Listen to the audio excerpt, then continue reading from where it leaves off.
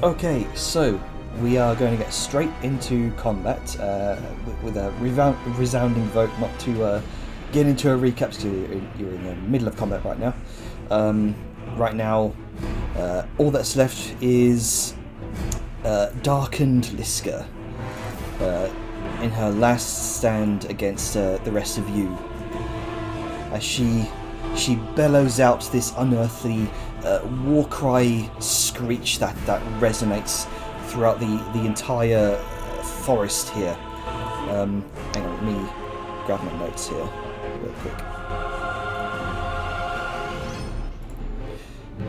This warped Liska doppelganger stands unyielding at the center of the battlefield. Her form, this corrupted reflection of strength, hulking and heavily armoured, her glowing red eyes burning with this feral intensity. And oh dear, there we go. That's fixed it. Okay, so unpause the recording here.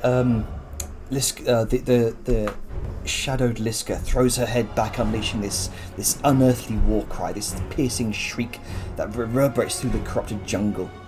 It's like this sound carries both rage and defiance, the promise that she will not fall easily.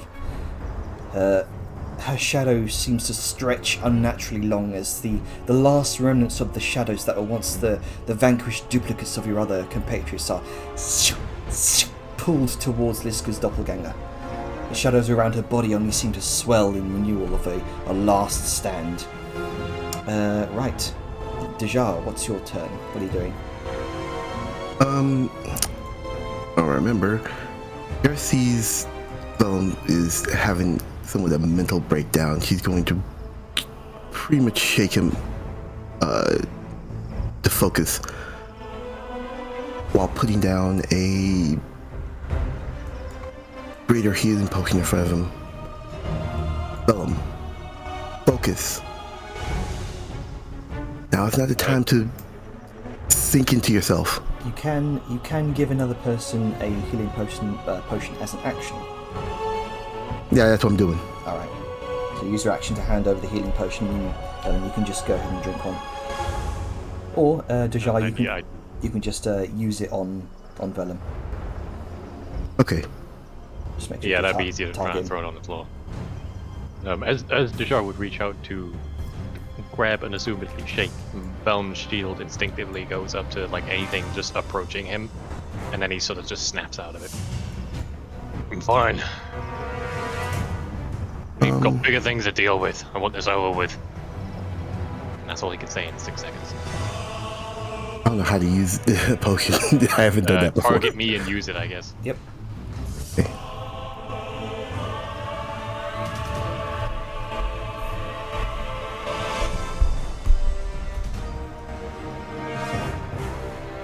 There we go. 16 Right. points to Vellum. And then, do I need to give a command to Your my hound? I'm gonna pretty much say to my hound to aid Liska against her shadow. Okay. At the end of your turn, then, Yep. it's going to rush forward towards. With a dash, going to rush forward towards the shadowed Liska. And the bonus action, it's going to haunt creature.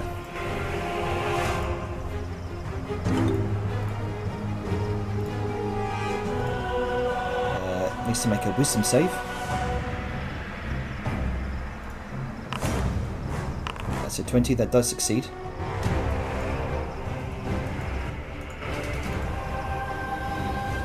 Where's... Oh, so hang on, what's your spell save DC? My spell save DC. Let me look at it. That's 16, so yeah, it passes. Gotcha. Came up as a null wisdom saving throw there, just gotta fix that. Alright, bonus action, that's its turn. Liska. Oh, all right. Yeah, Liska's just going to. She's going to take a step forward and get in herself's face, possibly provoking. I don't know. Actually, I don't know. I think it did a reaction since its last turn, but I can't tell. Regardless, it did. It wasn't able to take a reaction because Sayun darted into the fog. Okay, so if it wants to, it can hit. reaction yet. I was gonna try. Oh. Nah. Alright. With that in mind, I think Liska's just gonna try to smack herself.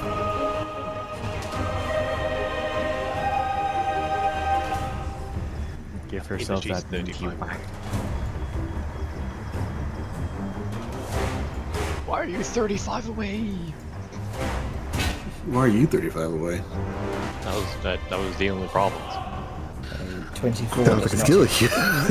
Let's go and say. You know what? Let's... Stop being shootable. Can I... Let's try this. Bong. Just gonna try to knock herself down. We'll see how that works. Okay then.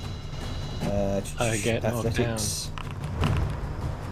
Is... I also have to think now about what else is on. That's fine. 20.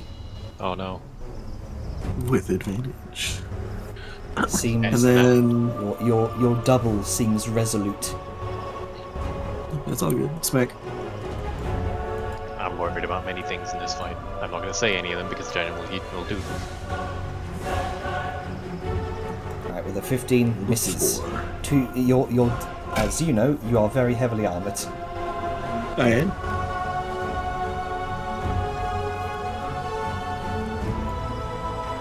Oh. Yeah, Oh, but there do we you go. have good willpower though? Technically, yes. Yeah, took resilient or something, didn't you? Yeah, for I never wisdom saves. There you go. Maybe That'll do intelligence it. saves, but I don't think we have it much that does intelligence There we go. saves.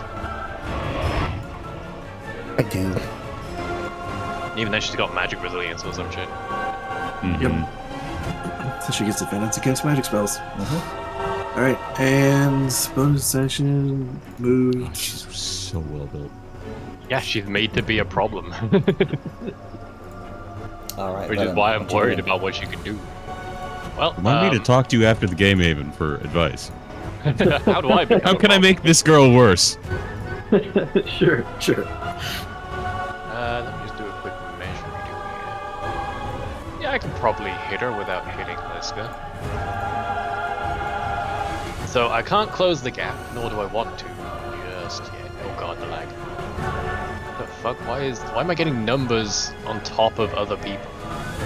Just to show how far away you would be from them when you move I them. guess, but it's making chug every time it does. I gotta figure out what setting that is and turn it off later.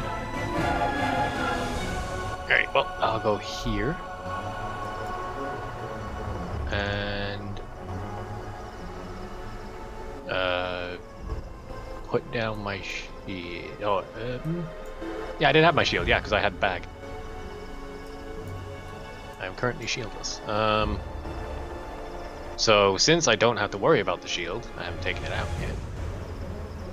Can you do it 2 minutes? Lava! Ah, okay. I've made the mistake of having my sheet open while I did this, so there may be a lightning javelin in a random direction. Nope, it didn't ask for the template. Okay, weird. Who is that attacking? I don't think... I don't think you ended up targeting anyone. Yeah, normally it asks me for a template. Oh, It did damage to the world. hang on. We're just straight up in the sky and hit a pigeon. I think it's there we go. Update it, and that should be working now. Alright, let me just get this on my bar so I don't have to have my sheet open. Use lightning of javelin.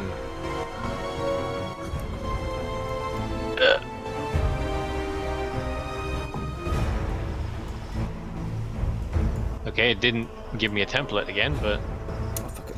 Okay, I can so see a needs to line. make a what save? DC 13 Dex save. All right. Or take 46 lightning damage. And it does hit the target, but it's not going to hit her, so I'm mostly just banking on the Dex save. Hang on. It's either that or throwing a regular javelin. Ah, Hang on. That was an ability check. So why is it not doing ability saves? I mean, she still rolled a 15. So That's okay. a con. So it's doing. For fuck's sake. It's doing Dex. It's doing other saves, but not Dex saves. So something is interfering with the Dex save. So still, rolled a 15 plus. I mean, it's a 13 DC, so you're fine. Oh, okay. Would it take half? So they take half damage. Yeah, let me Alright, just so it takes roll no the damage, And I'll do because- it manually because the javelin's being weird. Yeah. So she takes no damage because of Shield Master. Aw, dang. Well, I mean, you know, effort was made. She's gonna And use her next reaction turn for I'll that. probably take my... Yep, I use my action for that. I'm not in range to do anything else. I've done my use object interaction, so I can't pull out any more. All right. No, I forgot. Yeah, I've got 10 HP. All right. You know what? I think I'm still in range of her, but I'm not gonna worry about it. It depends on what weapon she's using. Yeah, she's gonna. Pull I mean, out, she may prioritize a different target. She's going to pull out her glaive. You are now within striking distance. Oh, there is a template. It was just black on dark. You watch as shadows begin to wreathe around her. These red, darkened surges of energy power through her. This woven shadow of a blade, of a glaive that sort of manifests itself from the maul. So she's And, dropped her maul and pulled out a glaive. No, it's the maul itself seems to have just shifted into a glaive. Oh, that's cheating. And she's going to use her Thread of Fate to re-roll that into a Oh 22. god, she's got dark thread of fate. So that would hit for 19 points of slashing damage. Second attack.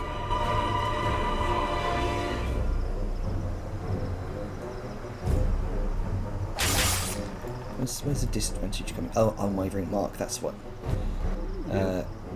I'm going. Let's see. How do I want to do this? What did it On- turn this back on? Okay, hold on. I need to check something real quick just to mechanically see if that's how it works.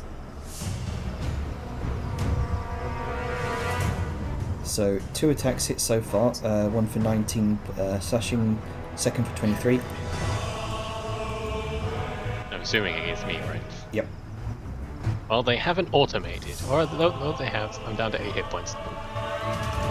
My brother in the sun. Look, she was using them all. I used a javelin. I thought Liska would be a bigger threat than me, so she would You focus got- the Liska. Fair enough, but still, you were the javelin. From what you've surmised, your duplicates probably know everything that you guys do, including the capacity for tactics.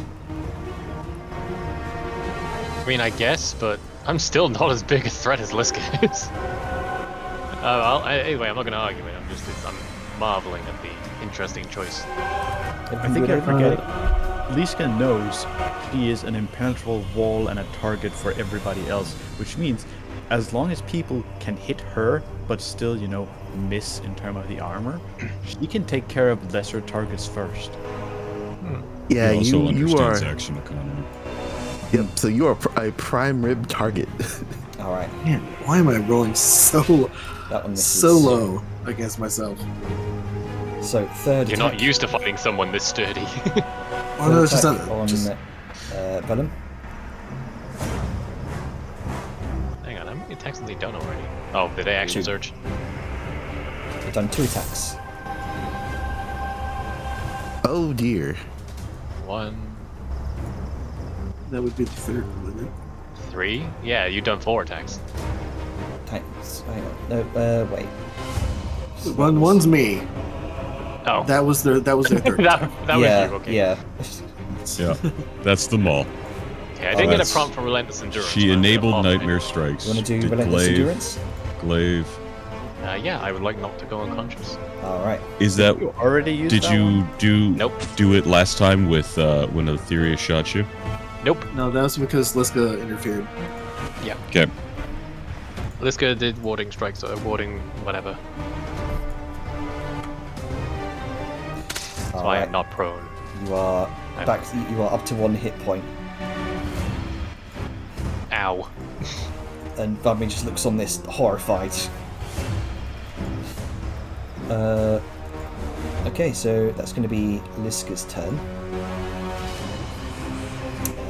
See action, bonus actions with Nightmare Strikes. Yeah, that's it. Rita, what you doing?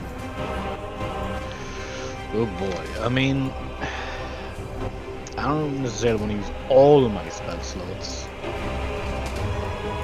So I think I'm just gonna have to use like Frostbite or something. Let's see, what's the range of that? It's just 60 feet. That's enough. I'm working through it myself. Yeah. All right, con save. This is from a Access me authorized. spell effect. You know it's a cantrip. It's a cantrip. Yeah, cantrips or spells. That's magic. Okay, gotcha. So this would be with advantage. They are magic. The 27 that does succeed. Yeah, I don't think con is the... Don't really have much else to do unless I want to burn spell slots. All right then.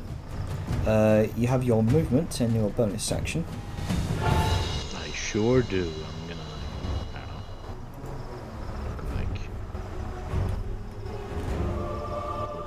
here, I guess. I'm gonna turn you right up. Let's see here. What move it do I have again? I'm like a short little bastard. I have like 30 feet, I think. Right? Yeah, you can move up to 30. Oh no, sorry, 25 feet. There we go. Yeah, I thought so. I was like, that was on too. Kinda straight. 25. Yeah, he's a short little bastard. And not as fast as my other short bastard.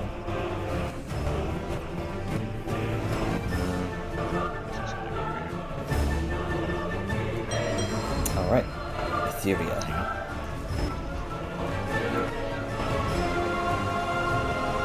Man, you definitely made it difficult running up into her face and getting bodied. I didn't think I'd get bodied in my defense. Why not? It's Liska. Yeah, but she had a mole on hand. She wouldn't have the range of where I am. I didn't want to get True. advantage throwing it, so... True, but remember, Liska is known for her range, locking people down and not letting them run away. I know. All right, why I'm- I You got close enough. All right, I'm gonna do what I can and shoot. All right. Hidden from the leaves, just next to Liska. Or you're 70 feet up yet. High up in the trees. Yep. Oh, and she doesn't have any warding maneuvers left. So that would reveal you. Yep. With a 20 points of piercing damage, very nice. Oh, hang on. Before you do that, Oh. I did not take advantage. For some reason, it did advantage. so think it's automated. I mean, still with the 17 on the first. 17, I would still hit. Roll, yep, you still hit. Yep.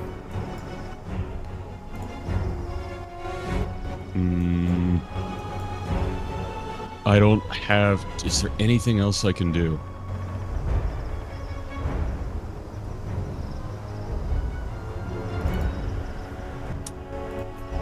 How high up am I right now? 70 feet. You are 70 feet up. And it's a d6 of damage, falling damage, for every 10 feet above the first 10, right? Yep. So the first 10, you yes. wouldn't take it. No, the But first 10 you from take a- D6. I thought it was like 10 to 20 is when you take a d6. 9 and below, you don't. 10 to 19 D6. 20 to 29. Yeah, okay, D6, yeah, so forth. okay. Okay.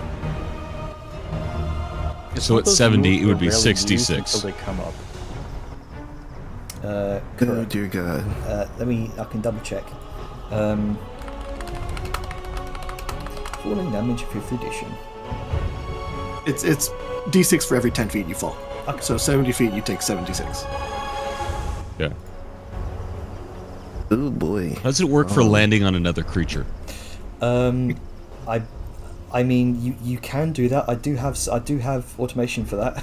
if you want to try that. Effectively, you would. I think you would take half damage each.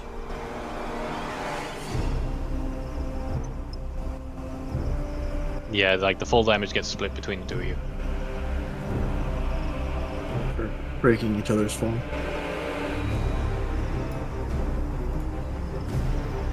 Hmm. What do you want to do? Think.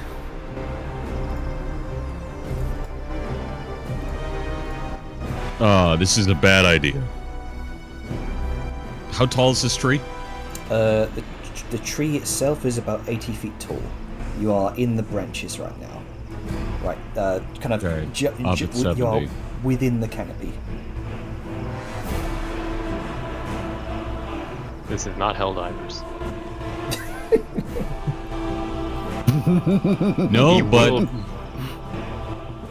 What's it's that? risky, I'll give it to you. It's a ballsy move. Sometimes the ballsiest ones is the right ones. I am my own projectile. Do you want to try it? I The will... plummet. Yeah. It's really what I can do. It'd be 3.5. So...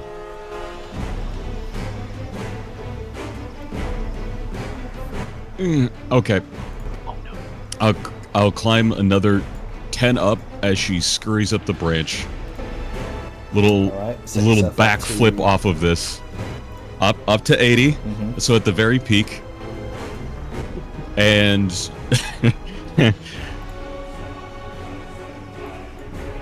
then she is going to... How do I... There we go. Alright, onto another Little creature. backflip roll into another creature. She's going to attempt to basically Oh, hang on. heels together, try and get her at the back of the head as she goes down. Right in that blind spot, right up above between the horns. And essentially donkey kick her. Here we go. Tasha's Cauldron rules. If a creature falls into the space of a second creature and neither of them is tiny, the second creature must succeed on a DC 15 Dexterity saving throw or be impacted by the falling creature.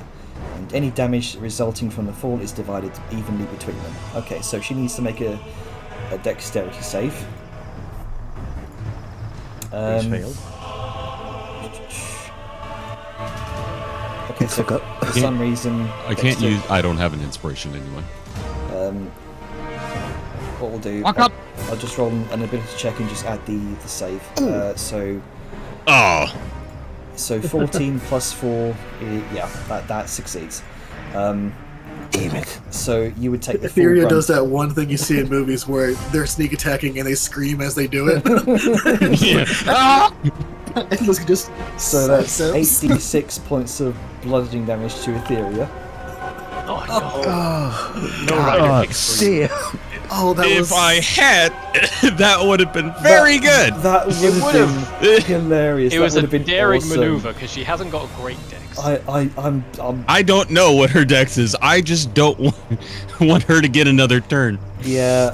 He was just on her head. It's that would have been hilarious. Unfortunately the dice weren't on your side. Oh, I should. Oh, if I. Oh well. I would have loved that to have happened. Honestly. That would have been a fucking sick ass move, but All right. I like to imagine that even though she would have hit and it would have been a perfect fucking strike, but not against Liska. Like, Yeah. Liska is just too good of a fighter for that kind of tactic to work, to the point where no one else but Liska could get the shield up and deflect in a way that Yeah. she felt nothing, as and just slides her off to the side and Yeah. slams her into something. as your hooves come plummeting down, screeching down from the trees, Shadow Liska, her eyes dart up for a moment, and she throws her massive shield up with a massive clang that kind of reverberates through your body, Etheria, and you just feel it through your legs, almost shattering underneath it. And she kind of slides. She knocks you off to one side. You effectively kind of roll off to the side of the tree here, clank up against the trunk. A noble effort. Is gonna kind of turn, flat on her ass, thrown against the tree, turns over to the real Liska, just almost got you. The realist is just gonna look like slightly shocked and horrified that you just tried to do that. Just like, just outright shock at what you just saw. Just, are you fucking serious? All right. Is that your turn, Etheria? Yeah, that's all I can do. Okay. Lord. I'm just saying, if you took like 20 or 19 points of extra damage, that might have killed you. It very well could have. Very well could have. The most amount of damage Etheria has taken in this fight was self-inflicted. Most, I think she's taken I can't find of the all gift, time. but Right. I can't find the gift, but it's that one bit of Broly where Biggle's dropping and he just turns and smashes the game. Okay. So, you watch as the shadows around Liska that she drew from the remnants of the other fallen shadow duplicates seem to surge around her. At the end of Etheria's turn, legendary action. I forgot they have legendary. I never knew they did. They didn't. We saw like one or two last combat. To be fair, that was last They year. didn't have any. Shut up. That was a year ago, yeah. Yeah, then, So they didn't use. No one had any legendary actions before this. You saw nothing of the sort. There was no surge of energy around them. You're just seeing Liska sort of draw upon the darkened energies of the remnants of those fallen duplicates, and she channels it into a glaive attack against you, Venom.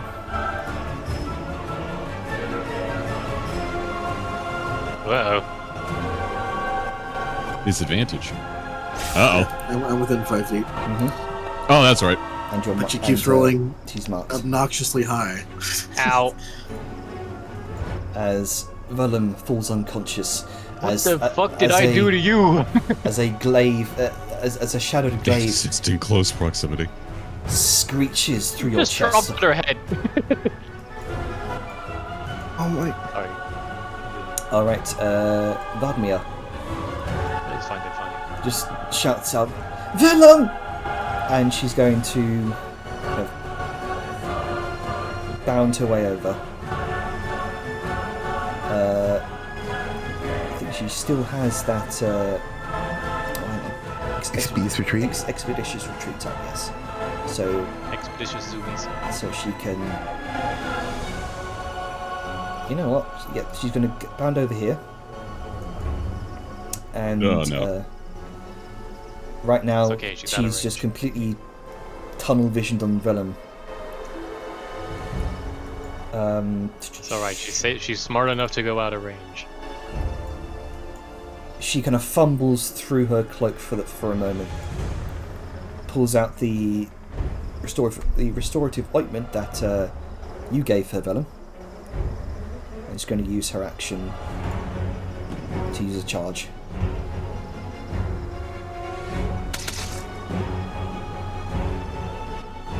Bring you back to 13 hit points.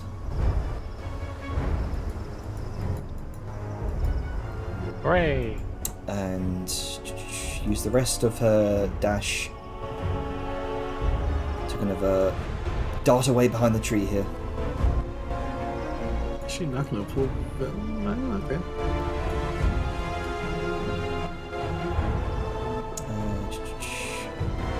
Ooh, hang on.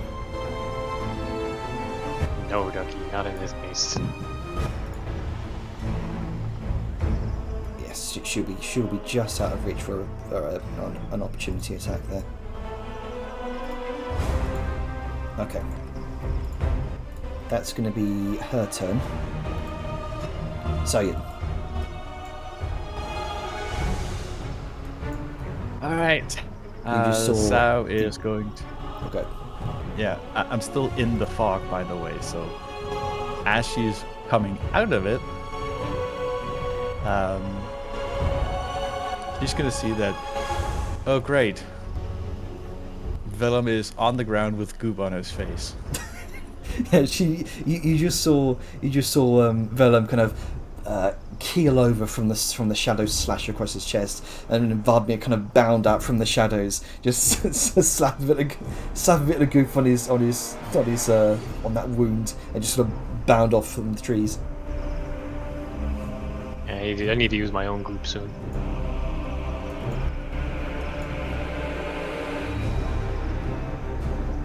All right.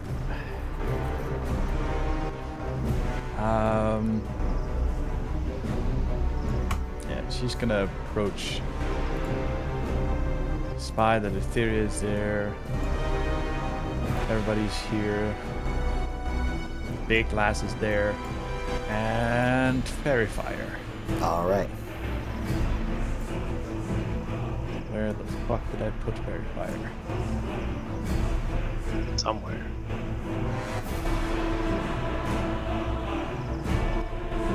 There we go.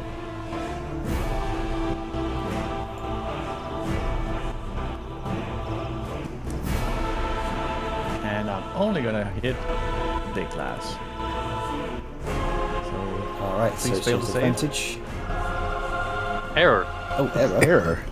That fail. Error. Oh, Question Just mark? sees the pretty lights as like, what is? It's a dex save. That's why I don't know what's happening there. Okay, with a 17 plus, I think that would succeed. Even does your deck save work? Yeah. Because if this is Fair just a point. copy of your sheet, maybe it's something you should check. Huh. It looks like it doesn't. Oh dear. You've Let me check broken your something. deck save at some point. Hang on. Yeah, no, that's weird. Oh, What the fuck? Why do you do a strength see. save? I see why. It's the shield master effect that's causing it. My shield is too heavy. I can't dodge things. Like sometimes I'm just too good. It's just so much muscle that you can't move in time. We'll fix that. Why Um, do you need dodge when you just block? So with Yeah, a 17, Your armor not good enough? Get we'll better try armor. again because it was with advantage. Get good scrub. Okay. Just protect yourself. It's not hard. Just lift shield and there you go. Would I'm assuming a 21 would succeed. Yeah. All right. Motherfucker out here actually asking like, Herb does a 50. are you mortal? You alive? You watch as she just simply shrugs off the effect. Well, Bitch. Fairy Fire is one of those that is fire once, and the effect is that. Well, at least you don't have to do concentration on it. Yeah, I'm gonna drop concentration on it immediately. Alright, you've got your bonus action and your movement left. Bonus action, I am going to command my tower to fire at the big blast. Alright. And bolt. Please, just... No. Too heavily armoured. She throws up her shield, and the force energy just bounces straight off of it and impacts a nearby tree. I think you would have to roll a 19 or a crit. Yeah. But hey, it happens.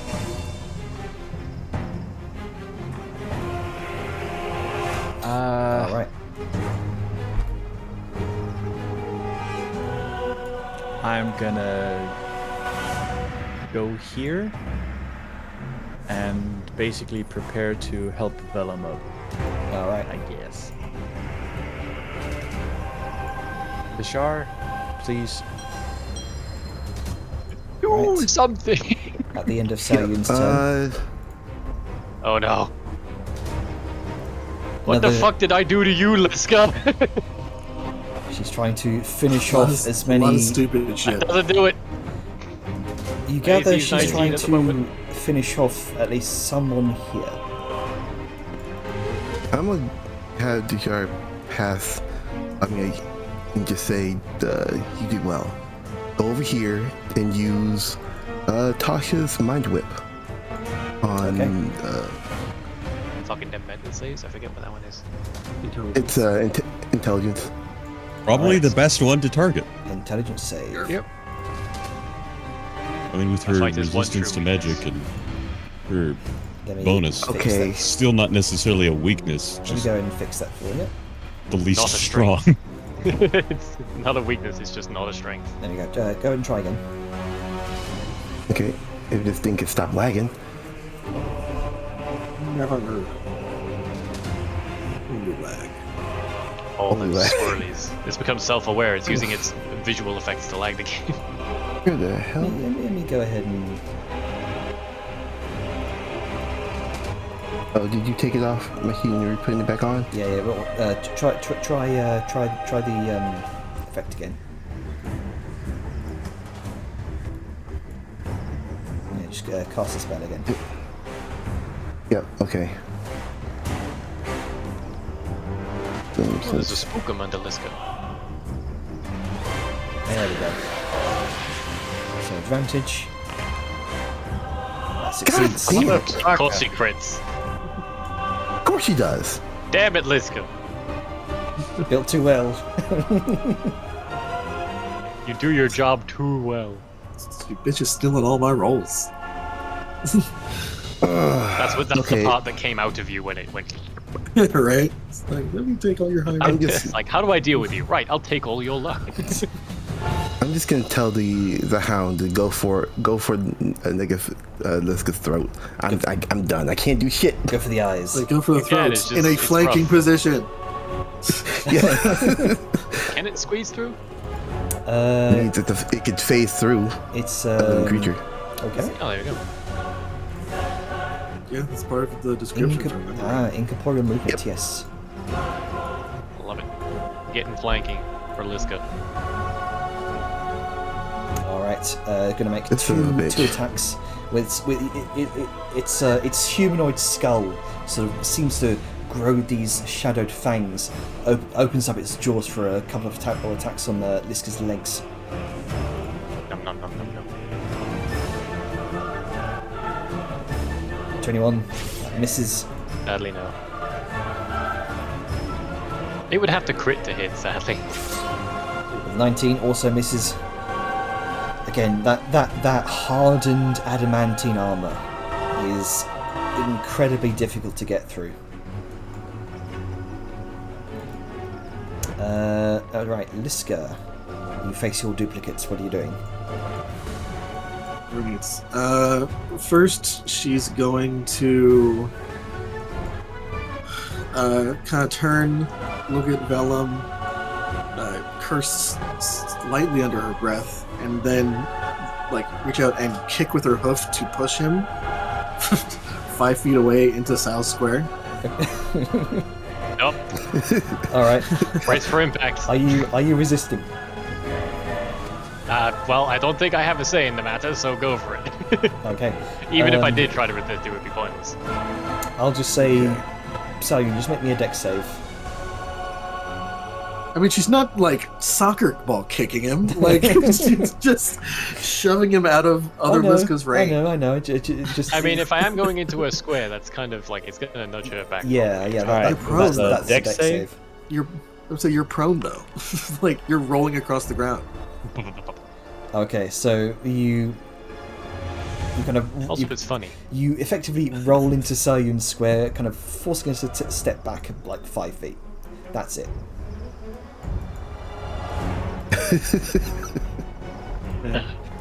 What I do to piss you off? Just being stupid. And then she's gonna turn We're back not to talking her about other her. Points to the not you. side. And say she's gonna look back and it's like, that is the reason. And then she's This is all of Liska's pent-up frustration at Vellum. it's like Liska. Given form.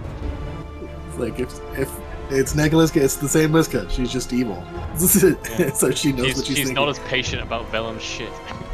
Yep. Alright, so that was done. So this should be turned back with advantage. Hopefully this starts hitting and I actually get good rolls. Now you said that. You never know. Oh, there you go. Oh, Hey, Let's go! now for her reactionary horse shit. For her avoiding No, it somehow. she's out avoiding maneuvers. Yep. Oh, nice.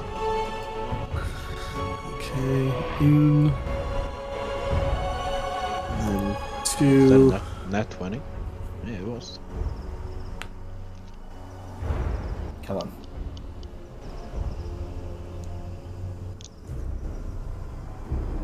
Not quite. Not quite. 5 and 20 and a 5 and a 9. One more attack.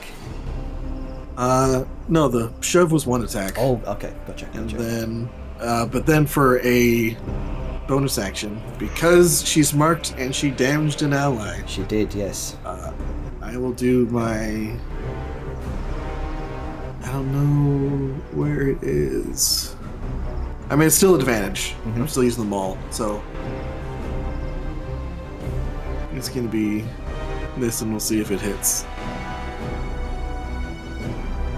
One can only hope. Wait hard.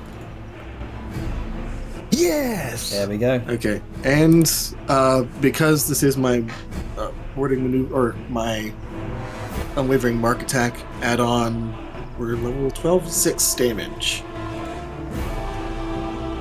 Make the killing blow. Yeah. So yeah, so Liska's going to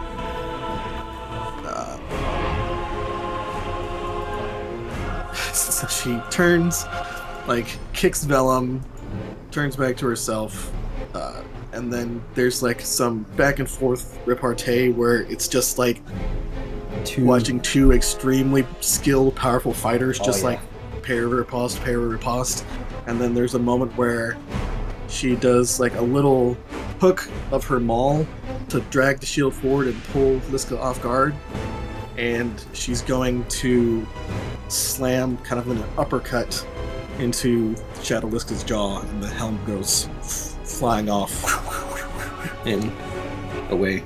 And with the helmet, with the impact of the jaw, the head just seems to dissipate into shadow with this horrific shrieking sound as the rest of the small tethers of shadow energy that this doppelganger seemingly gathered from the rest of its fallen compatriots disperses in this chorus of furious cries. and silence falls over the jungle.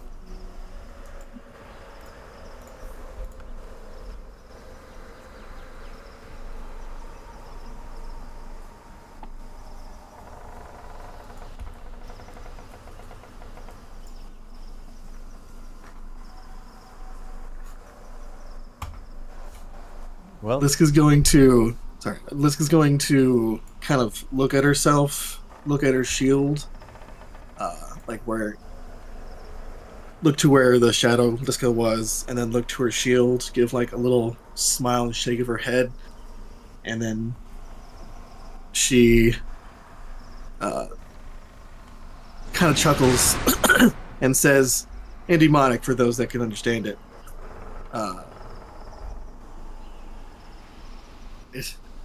I never thought I'd fall for that move twice. And she just mutters the name Kima and turns to Etheria and helps her up.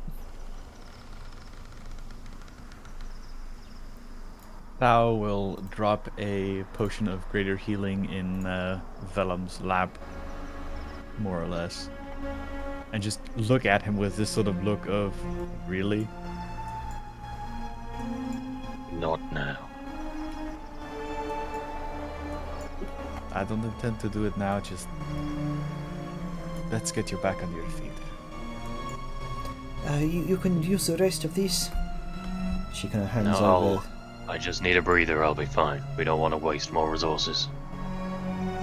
I have 5 more of these. You can just take the potion. I have a couple. Okay. Oh, can I have one of those? Sure. So I will hand one to Rita. Thank you. You guys normally do this?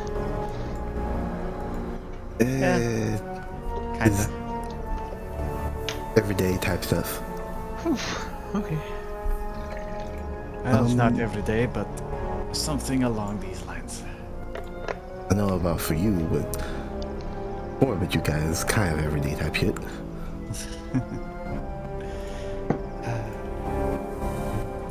We try our best not to get killed. That's the main point.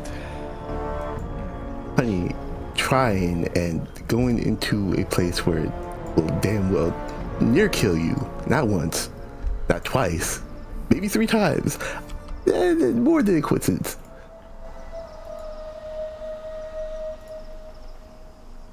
Just Liska's shows gonna how help. careful we need to be. Liska's gonna help Etheria up, and kind of chuckle at what she said, and then turn back to the party, just like, we have been sneaking up until now, and we just made a lot of noise. We need to move. And then she's gonna look back to Etheria and just be like, I'm guessing your sneaky spell is no longer working, because that shit was concentration and you just fell from a tree. Oh, I think that got dropped a while ago. I don't know, because I know it was a weird kind of thing, because she hadn't taken any damage, and I think she she was dropped it to maintaining it do for when we do snaked. something else. Maybe, I don't know, that's Yeah, what I'm asking. You've already been travelling for quite a long time. In fact, just make Etheria, go ahead and make me a concentration check real quick. Let me scroll up and see what the damage was. It was 30 something. It was Can you hear 38, me now? so you have to get a There we go. Yes, 19, there we go. roll a 19 or higher. There we go. I had already had it dropped because of a different spell earlier. Right, gotcha. So I did remember. I did right. I did something else earlier that caused me to drop the concentration. Gotcha. So that's fine. It's a non-factor. I didn't roll anyway. I wouldn't have kept it up. I still had time left on it, but it wasn't a whole lot. It was like 20 minutes. It's at that moment, Etheria Saoyun, in the very, very distance, you start hearing this awful, awful, unearthly shriek.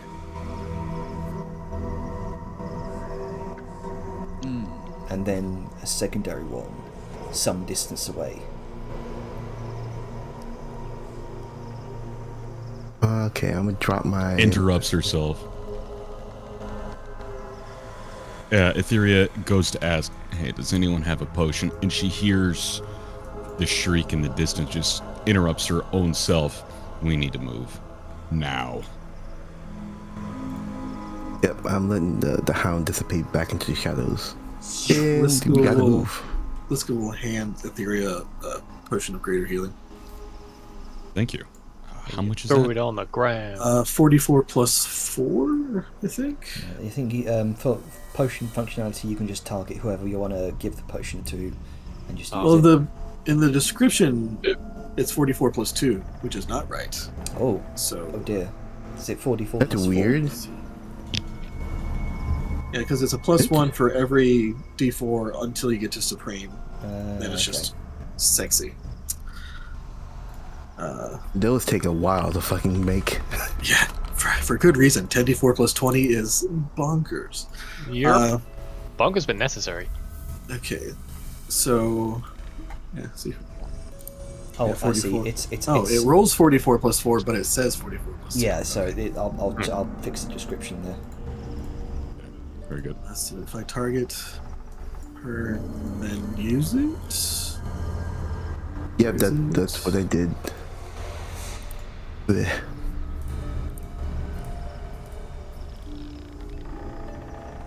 Hey, There you go. above average healing. Actually, no. Average healing. Average. Okay. Hey, sometimes you get them, Alright. sometimes you don't. Presumably, we're doing this on the move. All right, you're Yeah, or beginning maybe. to move. Before, actually, no. What? Because before we continue to move, she would immediately say, who's bleeding? This thing's gonna look around. Everyone? Is anyone still actively bleeding? I would just pipe up Bellum. I got healing. Bleed. I'm not bleeding in me anymore. Yeah, how got it. how Who you has looking? those I got a cleaning scratch or two. spells? Presentation, I got it. Clean us, quick. Yep, got it. And y'all will start cleaning up. So you I will look at that because she also has it. Done So- twice as quick. Yeah. People are getting spanky clean. as you begin doing that, so sort of divvying up healing potions and ointments between each other. Etheria and Soyun, you start to see what looks like, in the very, very distance, humanoid, shambling figures, very familiar to you, Etheria.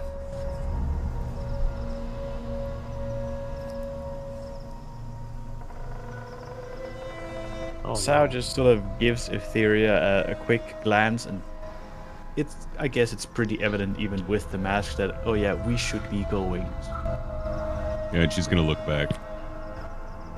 Alright. Alright, that's the time that we have. Clean on the way. Pardon the pun, but let's hoof it. Alright. So, Shake my hand. Clean up the blood. Shake my damn hand. Just off of us. Yeah, that's what I was doing. Etheria, kind of making use of that, those last slivers of that find the path spell that was imbued upon you upon one of those standing stones that you encountered about an hour earlier. You continue following that path, that ethereal red mist that weaves its way throughout the jungle. Really? I rolled a 1 on second wind? Fuck off. I believe you, Atlas, you also wanted to have a small little aside, or find some place. Just thinking about So I that. don't want to end up skipping this like I Oh. did last time.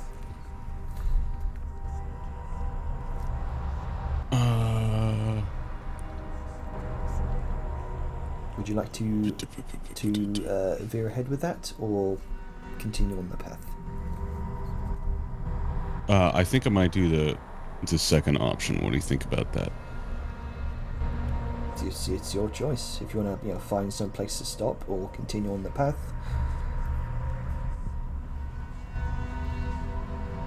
I think I'll do the second for now. Now's not a good time for this. Okay. That moment basically passed. I don't see a way of working it in.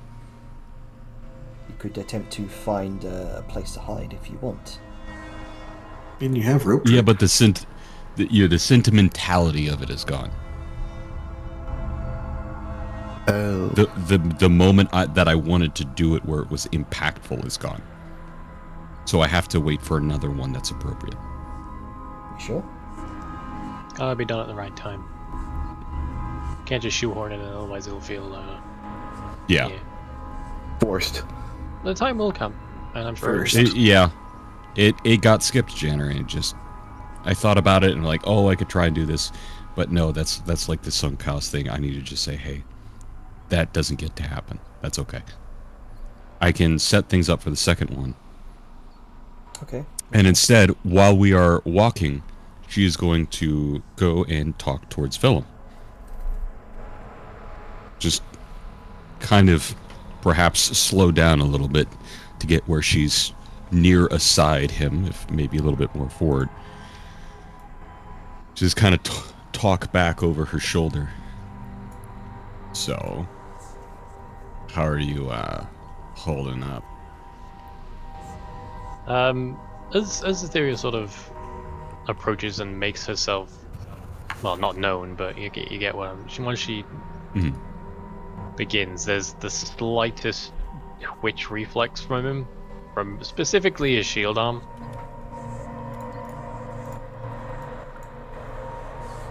I hated that. And again, this is an equally hushed tone, given the stakes of everything. I didn't actually hear what you said. I hated that.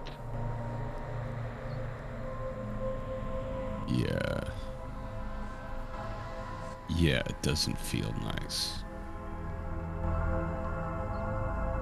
I assume you're not talking about the arrow through the spine. No, I'm not. And there's another twitch the second the arrow gets mentioned. Yeah, that's what this place does. It makes a part of you die. And the part that it kills is the part that you care about. It's important that we remember that while it hurts, these things aren't real. Not to the way that they are. And she gestures back to the others. They might be flesh and leaves. They might actually be able to kill you, but they're not the real thing. They felt close enough.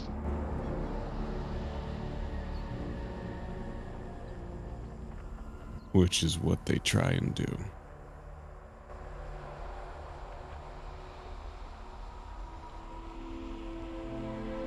All the things that are twisted here, they're the things that you care about most.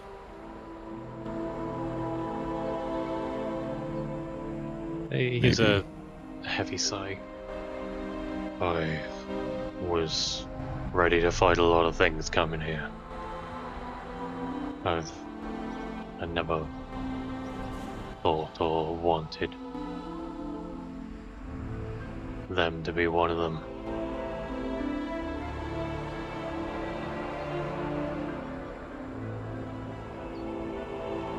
In order to be truly hopeless and think nothing matters, you have to be alone. Believe no one else matters. When that can't happen, it turns what you believe and what you care about against you.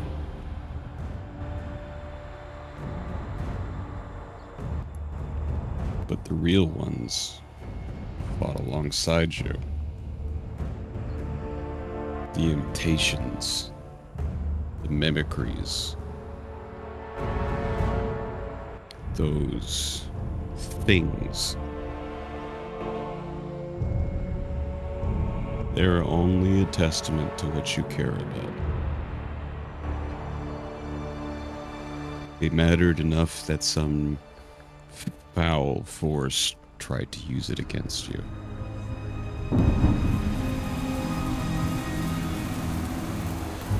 Well, they definitely had it in for me. I'll say that. He sort of favors the area where he got fucking glaved. Yeah, she's just gonna kind of stare at it. Hey, weird question. Did you get hit on your head?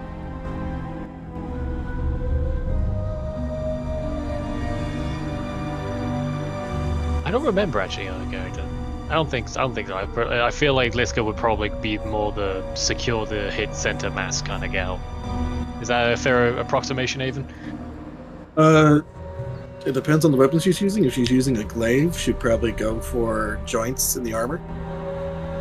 Yeah, so like more the less extremities, more where the joints are on the okay. She'd probably go for the neck, the hip, under the armpit kind of stuff. No, the closest I got was the neck. And broke the other U, and there's like a hesitation. He's not. He starts moving his head to look where Liska is, but stops, and not her. Just do me a favor. Can you lift your cowl and let me see? Give me a sec. He's gonna look around warily first, because taking your fucking helmet off is in a hostile terrain is not usually an advisable thing. Sure. But yeah, he starts taking say, it down, hang and on, just as you're looking around, just make me a perception check real quick. God damn it, Gabo.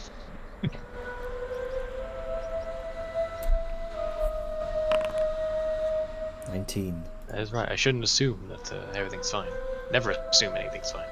Nothing is ever fine. You do notice, off in the very distance, as you're looking just over Etheria's head, there is a massive shape looming in the distance. You saw a glimpse of it when Etheria shot an arrow off in the distance, and you saw some sort of massive shape just whisking its way off in that direction. Some sort of spined, enormous, hunched figure. Doesn't look like it's seen you yet. You also notice this too, Etheria. Your ears kind of... rather, you hear it before you see it. You as well, Samuel. Yeah. I suspect once Etheria hears it, Vellum sees it, and she follows his gaze to the figure. Is that something we need to worry about? If it hasn't seen us, no. Let's keep it that way. You see it sort of... And hesitantly... Oh, sorry, go on, Jenna. You see it sort of turn its head to one side, then the other. Looks like it's searching for something.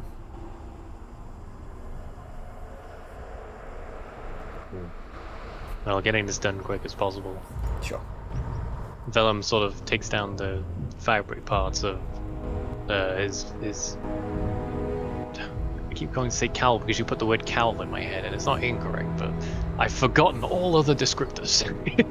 But yes, he takes it down, and Etheria would see that, like, underneath it is a helmet that's made to sort of fit underneath all of it. And there's like a sort of weird little mask in the part that can be lifted. Got it. And off that comes, along with the helmet. just revealing his at this point short hair. It's grown out a bit since last time, but not a lot. Try and make Gonna it quick. quickly I don't kind want of to look get over his. Just quickly looking over his head, making sure there's no weirdness or anything going on there. No purple to his head or to his eyes. Just kind of like, just like fingers on the face and the cheek, kind of like turning, looking you around a little bit. Oh Yeah, god, he he's will- like he will- grandma treatment. He will Like a wince prize dog. visibly. He will Chew wince the gums. visibly when her hand goes on to the claw mark on his cheek. Careful. You'll kind of like generous retract muted. that hand away a little bit. I am. I'm just. I'm muted because I'm letting you guys play your C note. I'm enthused. Oh yeah, but I'm just paying attention. that's fair. But there was a question asked. Oh, sorry. Any sign of any purplage on Vellum's dome or purple eyes? Purple eyes. Purple eyes, purple for his head, his hair, anything for him that's shifting. Any signs of corruption? I imagine. Yeah, Jan, does Vellum have pink eye? From Tell us. so you're wary about, say, like maybe some sort of nightmare corruption around Willem. Correct. She's inspecting for the first signs of corruption. Gotcha. Go ahead and make me either this would be Arcana, Nature, or Medicine. Your choice. Alright, I'll go with nature. With an 18, you examine his head, attempting to discern any signs of the first branches of the nightmare that may have infested Vellum.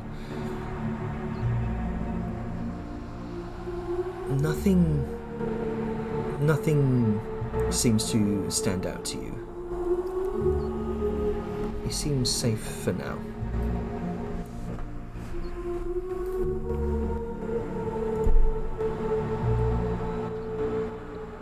Alright, Sunshine, seems like you're okay. Maybe a little bit rattled as she playfully knocks to the side of your head with a knuckle. Not very hard. But you're okay. Another twitch of the shield arm as the knuckle comes in. Right. If you go to actually twitch, she's gonna stop before she actually taps your head. Hold on. Yeah. And he'll put his helmet and such back on, everything back in its place.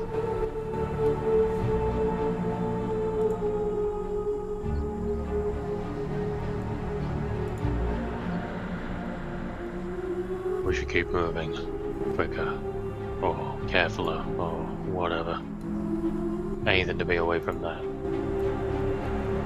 As you point back to where you saw that figure, you then see something else creep through the mists. It's not that big thing again. A secondary massive creature, hunched, barbed, spined back.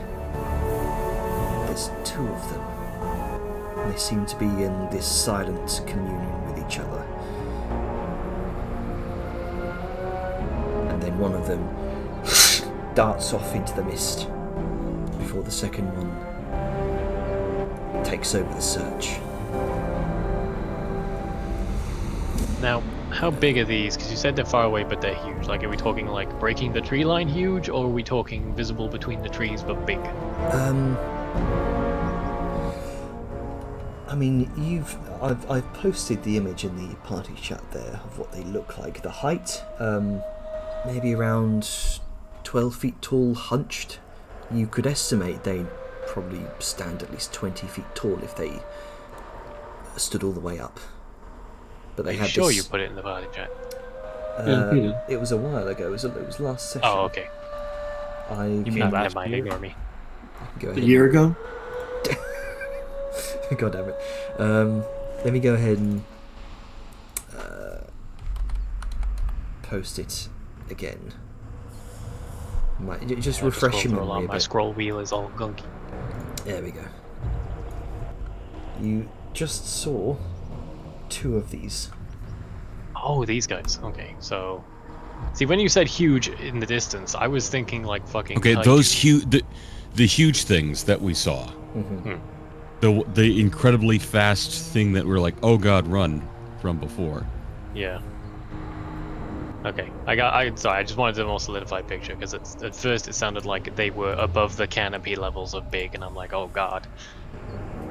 Alrighty. What are you all Good doing? to know. It seems to be searching around for something. So, question: was Pass Without Trace ever cast again, or have we just been kind of moved through the forest, find the path? I think we've been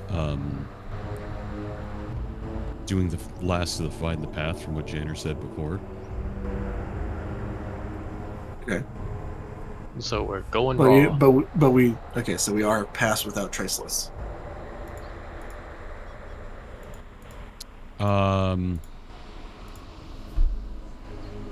Lists. Yes, we do not have it up right now. Okay. All right. Who is leading us right now? Since Find the Path is just kind of an illuminary line that we're following. I think Etheria, because she's the one that activated the spire and the only one that had it. Yeah. From what I recall, I think Janner, a please brief clarify. backtrack was very brief. Yeah. Janner said something about, was it Etheria or Vadmia that got the last few traces of Pass Without Trace? That was Etheria. Because she's the one Dijar- that... Or sorry, that- Find the Path. Yeah, it was Etheria that found the activated that standing stone with the broken and then mended emerald in it. So she's the one who got the benefit of Find the Path, and she's only to her which is visible. She's seeing this ethereal, red, sinewy, wispy energy that she's following through the jungle right now. Let's go over the earrings, since they want to be quiet. How is everybody doing right now? On a scale from 1 to 10, where do you sit in future combat scenarios? Maybe 4, 3. Does Rita have an earring? Oh, she was doing it in the earring? Sorry, no. Yeah. No. Too used to being Grunka. Yeah, true. used to always being part of the team. You had to give yourself your health a number. What would it? It's 33 out of 87. 4. I'm running low on spell. Health-wise, I'm doing just fine. Resource-wise, I will manage. I didn't get hit last time, so I'm good. Don't want to be the last one to chime up with 5.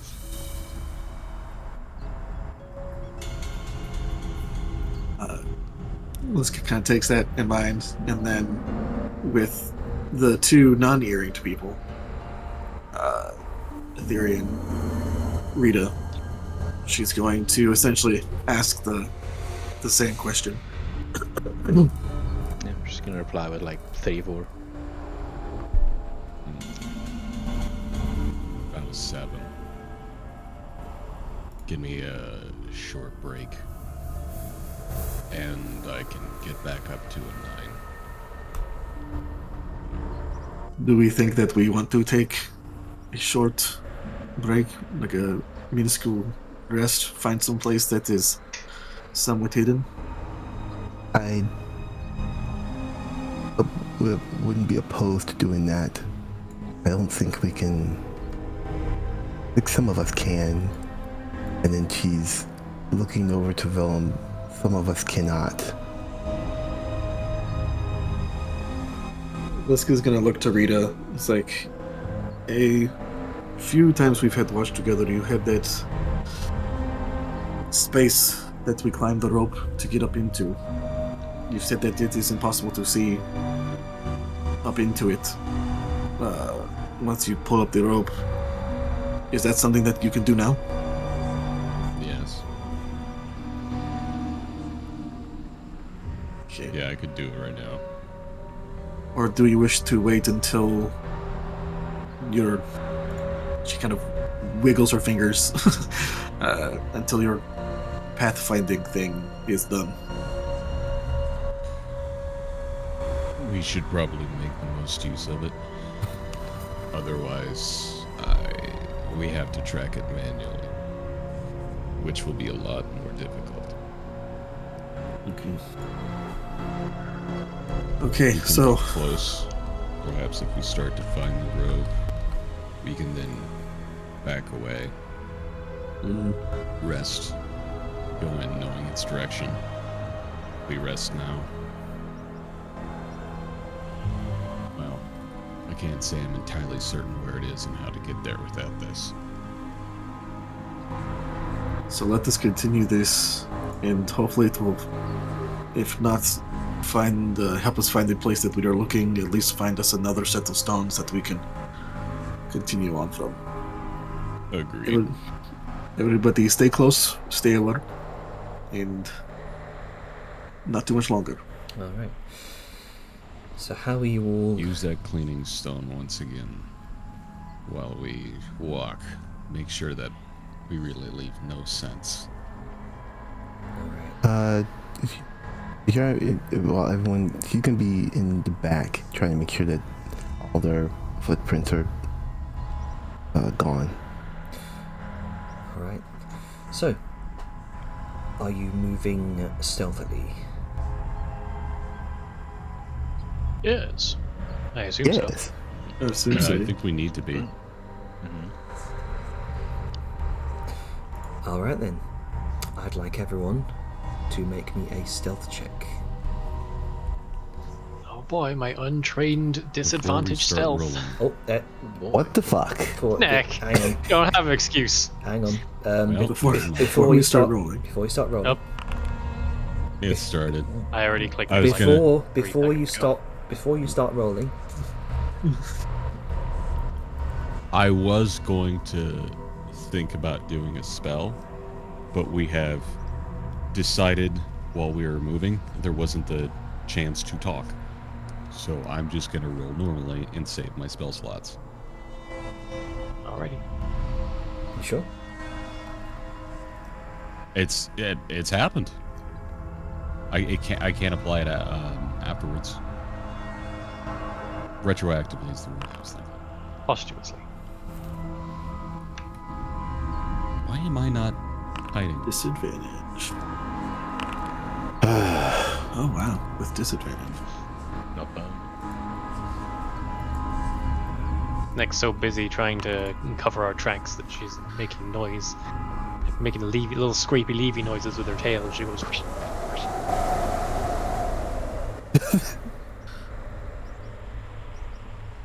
Okay. With the jar at the back. It'd be one of those things where we turn around and the jar's not there anymore. Why is it not applying? Is it because I'm using the hide action instead of the stealth skill? I think so. Maybe. I think mean, I that's the just reason- rolled stealth as the roll skill, Yeah. so Because I'm not getting all. Oh, Yeah. now. I would just roll stealth. same. Hide might be a in combat thing. Okay. Yeah, I don't know why I didn't get. Let's see Hit the how that works. Let's see if that does it. There we go. Okay, yeah, but it's a 31. Okay, gotcha. Actually. Wait, what the fuck? What's that? That's interesting. Very good to know. So we're going to need What's- more than half here to pass. Or half or more to pass this. Thankfully, Sal's armor is padded. No disadvantage for her. Let's see. 1 Soyun passes. Liska passes. Rita passes. Thank God, fucking Rita has Yeah. advantage. Yeah, it's because of her boots of the satire. The satire. Satire. Satyr. Satyr. It should come as no surprise that Etheria passes. No, really? Mm-hmm. Never would have guessed. Vellum just squeezes by. Oh, I was scared.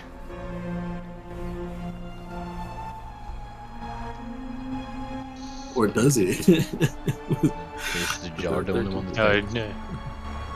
Dejar's You're the only one that fucked up. Dejar's the only one that failed. But Luckily, Since- group stealth. indeed, because more than half of you succeeded, you managed to compensate. You end up gradually, as Dejar's kind of slithering across the ground, you manage to stop her just in time from raking her tail across a jagged group of thorns that might inevitably cause her to shriek out loud in pain. You know, the fucking Tom and Jerry scream. You manage to point this out just in time, and she kind of sneaks her way around that patch of brambles. Just in time to see, right where you were a few moments ago, this massive shape shifts behind your path, seemingly looking for something that it might have just heard.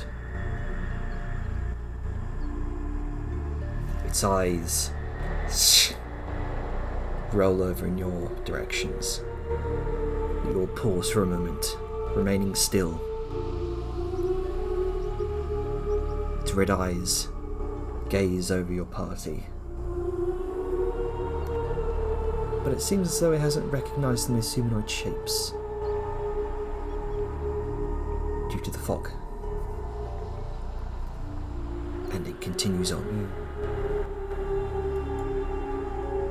Let's go just yelling, I am a bush. You do not see me. I am a bush. I am a tree. I wish I were a bird. The hearts. Yeah, and how come the other two have? The other ones have 2 more buffs, but I don't. Did you click hide or stealth? Stealth. Weird. Yeah, you just gotta get good then. What the fuck? I rolled higher than you. Bitch.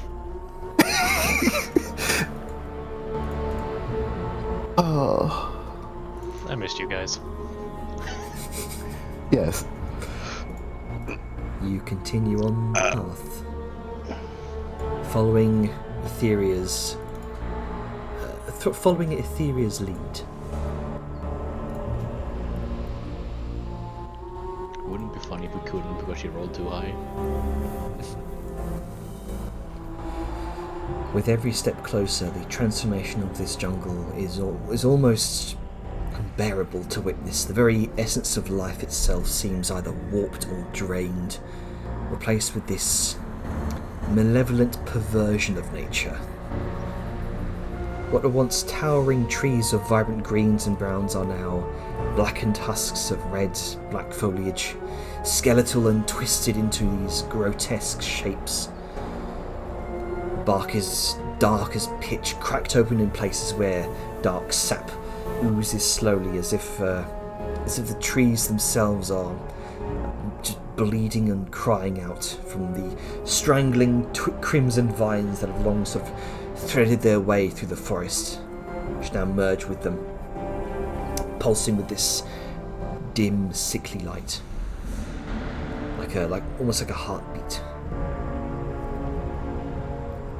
Every atmosphere seems oppressive, dense with the corrupt presence that chokes the life from everything it touches. And the landscape continues to tilt up in an upwards direction here, gradually and then noticeably, as you have to occasionally climb the odd stunted cliffside or hold on to exposed roots or vines to heft yourself upwards. It's The vibrant clusters of foliage are now brambled, thorny things. The ferns that still cling to the undergrowth have become twisted, vicious, with their colours dulled to an unnatural spectrum of purples, blacks, reds. The ground itself feels cracked, dry. The mist curls through the forest and it slithers up the trees, clings to the brambles, wraps around your legs as you walk. There's no sunlight here. Only an overcast haze of pallid pinkish and purple light. An otherworldly light, filtered in strange hues through the twisted canopy above.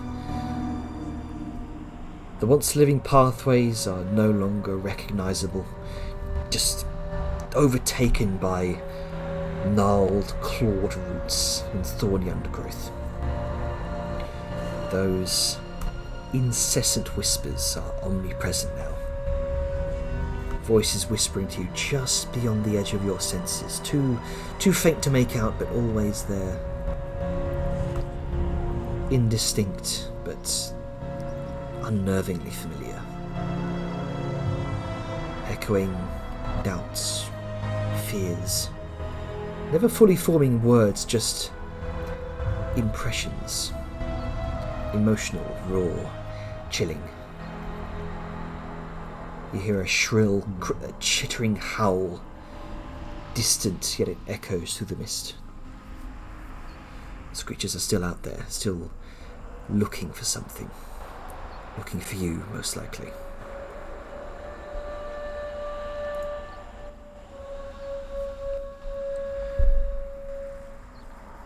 If there's anything you'd like to say to each other, now's the time. I ain't saying shit. You crazy? Okay. Continue on. Etheria, you're the first to notice this, being the person to lead this expedition. Yes. You peer through the mist, and you notice a clearing where the mist also seems to clear up. And beyond the twisted mass of vegetation, something comes into view. A blighted, monstrous tree. Skeletal, leafless, towering upwards with twisted, gnarled branches like the fingers of a skeletal hand, reaching skyward, extending its fingers overhead in all directions. Like the canopy of the jungle here has its own canopy from this massive tree. Dark red vines coil tightly around its trunk, twisting through the bark, spilling out across the ground, creating this network of pulsing crimson that branches off in every direction. The tree itself sits upon a massive hill at the foot of what you can only describe as the side of a mountain. It's difficult to tell with the fog, even at this distance. But its roots spread like monstrous appendages, draped over the ground, bursting from the earth, kind of piercing, splitting the stone of the slope in places, looping through it. And just off in the distance, you're just about to make out. You are just able to make out. From beneath the gnarled roots, there is this eerie, otherworldly light between the bark. Red, pulsating, illuminating the mostly cleared fog that gathers around this, what you now suspect to be some sort of grove. You see twisted ancient steps leading up a hill, winding around the monstrous roots, and that kind of snake and twist as if alive.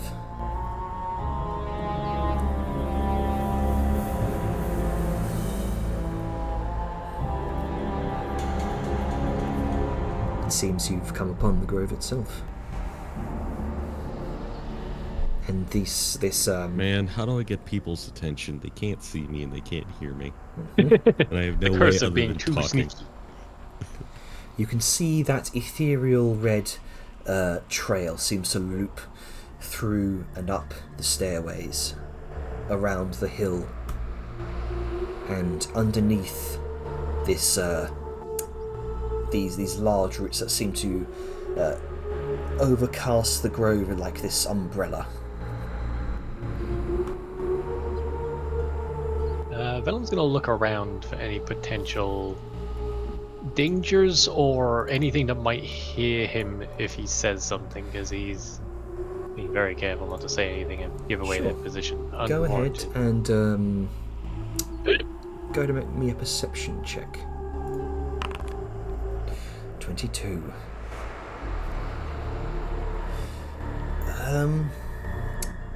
How would I best describe this? Tell you what, I can go ahead and just bring you over to the map. We are technically there.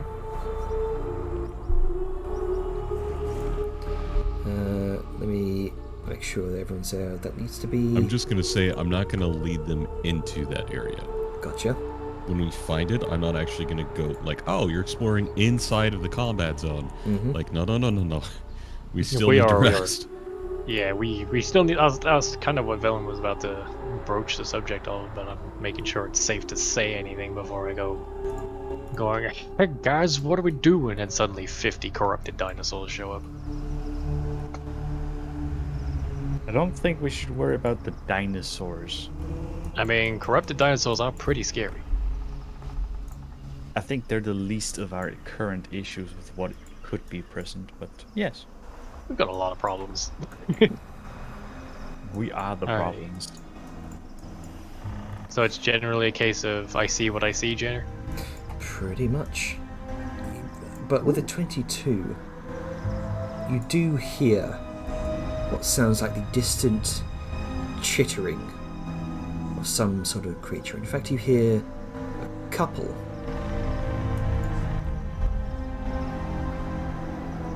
Almost like the shifting of plant matter, followed by this sort of insectoid chittering. Velen will go over the earring first. And this will be sort of like a back-to-back action. I'm hearing sounds from further up. If we're gonna take a breather, we maybe want to do it not here. And then he will, assuming that Etheria can see him, because he can't see her, is going to point in a direction, make a gesture with his hand from his mouth, and then point a thumb backwards. So it's point towards where the sound's coming from, motion dictating sound, and then a thumb backwards saying we should probably back up. And he's just hoping that Etheria happens to look at him, as he does this a couple of times. I'd probably be able to notice, given decent passes. Your ridiculous wisdom. I mean, it could be With the, worse. with the earring, did you actually mention? Huh. Seems I've scried this place before.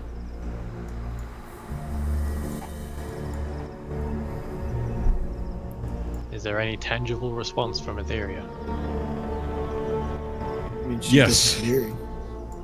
I don't have an earring, so I mean, you're making the gestures. I have to see the gestures and try and infer which. Oh, sorry, that was in response to what Jazar said.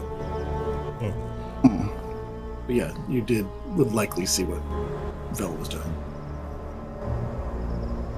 So she is gonna sneak up by him and place a hand on his shoulder, just quietly whisper,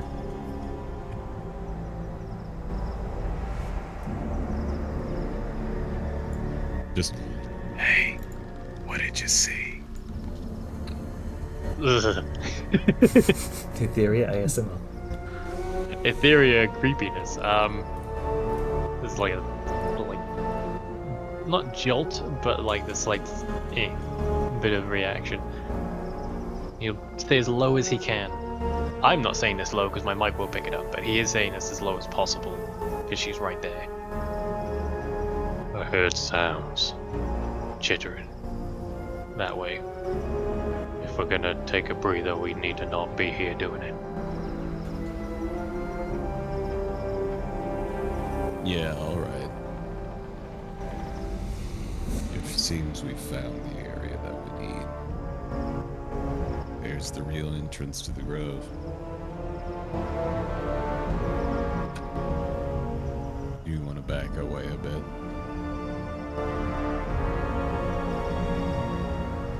Just look around at everyone and then give it up. Anyway, everybody can see anyway. I just realised I was muted. Sure. Find the path.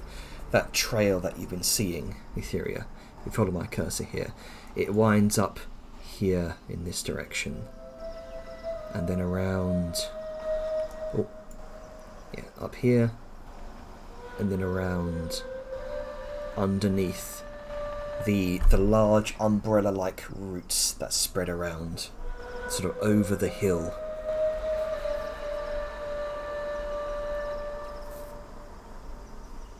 Perfect. Sounds like it's just moving around then and going underneath.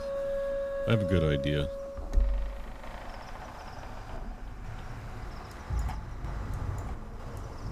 So, if that's where we're going, we can probably wait to go there until we rest up and are ready.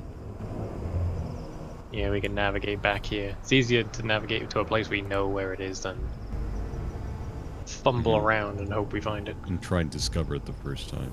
Yeah.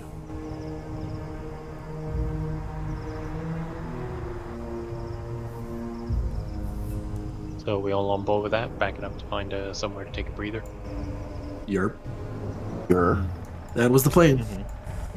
Yep. Alrighty, let's skedoodle. Skedoodle, So no one- skedaddle.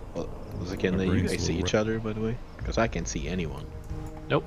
We're that sneaky. I'm right behind you, by the way. The super can't see sneak. right shit. behind you. Alright. It seems also we're stacked on top of the same token. Yep, that'll be it. I can't see nobody. Not me, I moved.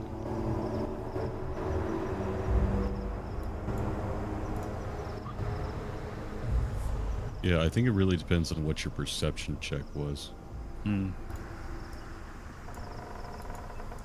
Try my puppy. I think it just casually checks against our passives whenever you roll stealth, so Yep, pretty it's all much. good. Yep. So, you're going to back up, do rep trick.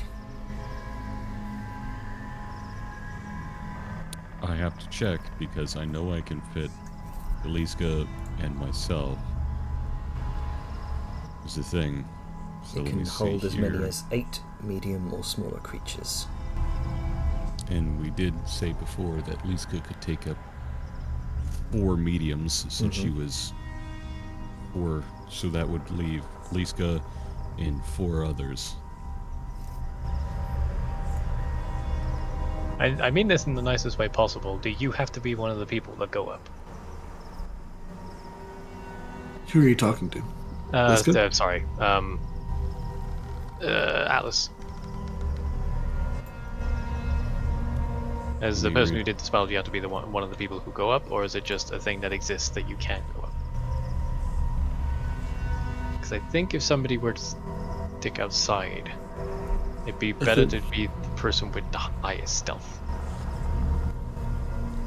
I don't think it's like Lehman's tiny hut. It's just a thing that appears. Yeah, I can- There's The theory nothing, doesn't have to be inside it. just looking at the spell here. I'm not trying to throw you under the bus or put you in yeah, danger. it does not say the word you. It's just, you're the one to cast a spell. Doesn't mean you specifically have to use it. Alright. But Yeah, is that a comfort? Would that be? My words are failing me today. Is the person most likely to be undetected if they had to be outside the rope trick thing? Because there's only 4 once you get Liska and the person in, right? Or other. Yeah. So If I had prepared rope trick as well, it wouldn't be much of an issue. Oh, that's okay. what How many of us are there then? There's 1, 2, 3, 4, 5, 6. Also, and Bobia. Bodmia, so that makes 7.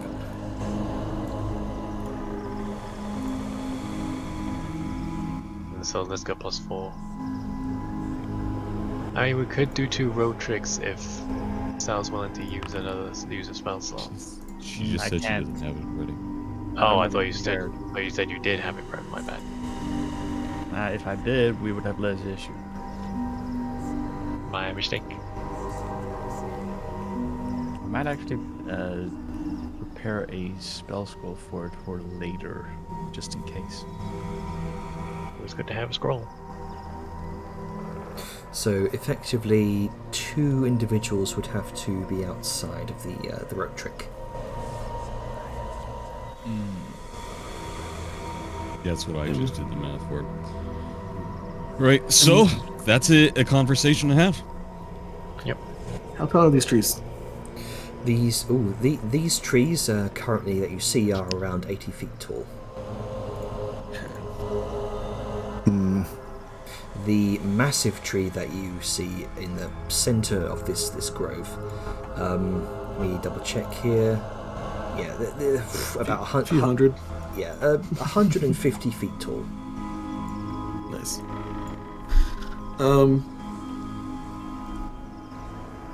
Upon learning of the logistics in regards to this, Liska's going to kind of look around. It's like, if all of you, I know I take up a lot of space, I can perhaps, she motions, like, climb one of these trees and, take a brief break in the branches that will allow the rest of you to go The inside. scouts have been climbing through the trees. Which The little scouts? ones have been... The little bramble people. The small ones in the beginnings that I shot. They go They through were in the trees. trees? I thought they were in, they were just scrambling on the ground. No, those are the very large ones. It was it was the opposite. You saw the sort of brambled humanoids, withered creatures, kind of shambling across the ground. It was the massive other creature that you saw climbing down the tree very quietly to investigate. I thought there had was also happened. the scouts, because I remember there being one of the brambly kind of people up on a branch. Because not even the trees were fully safe. I'm not sure. I don't recall either. My memory's terrible, or I don't think. No, that... I could have it backwards. I thought that was the case. Maybe my Maybe you're thinking about negative theater of the theory, yeah. mind. No, I was thinking of the bramble things from the beginning, one of the first ones. I thought it was in a branch. Or I could be wrong though. It could have just been my theater of the mind visualizing it and thinking that's where it was. Because, Perhaps I might have explained it incorrectly.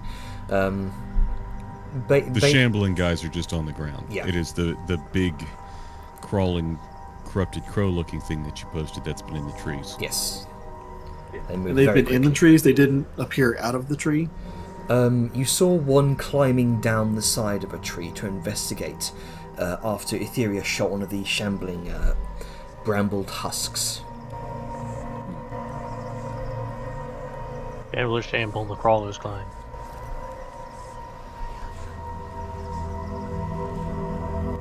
Liska's still gonna shrug. It's just like, I'm just saying, I am still Really, willing to just sit outside. I have a thought. I'd have to say you are probably one of the people that are most likely to be seen.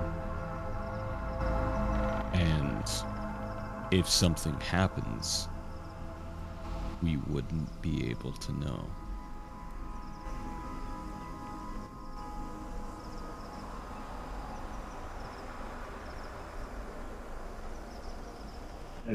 All I we'd mean, be that able to is... see is that tiny area of the hole, the little window below where the rope would be. mean, that is true, but I would rather... I mean, you can still hear through the window, yes? No. You cannot? Only see outside. Those inside can see out of it is through a 5. Because it's an extra dimensional space. So it doesn't say you can hear. You can only see through a small window, through a 3 by 5 foot window. So you can't hear. You have that tiny portcullis. That kind of sucks. So my suggestion.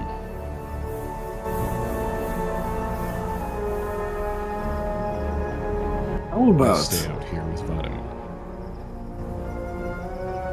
I mean, that is a possibility. I was going to say, how about if...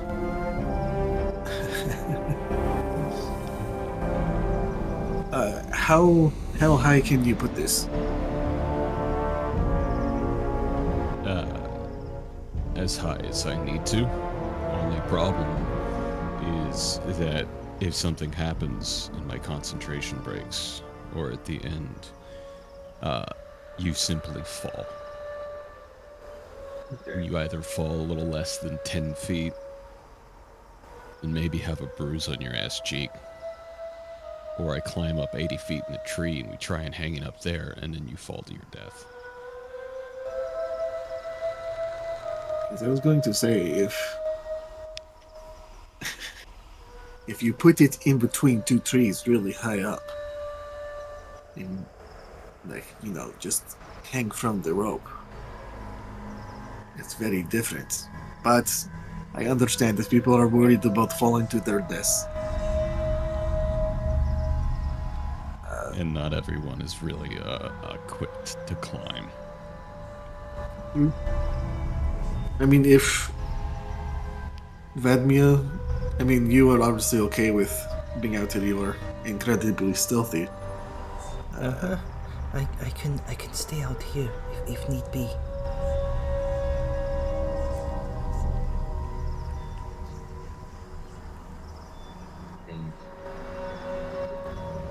Right? Vellum's looking at Thadmia and then to Etheria. Vladimir gives you a worried glance, seeing your healing over wounds.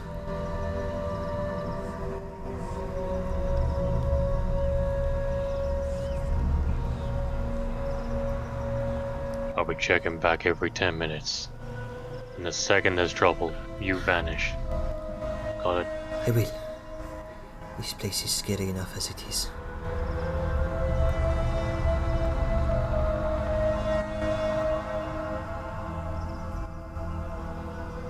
Alright.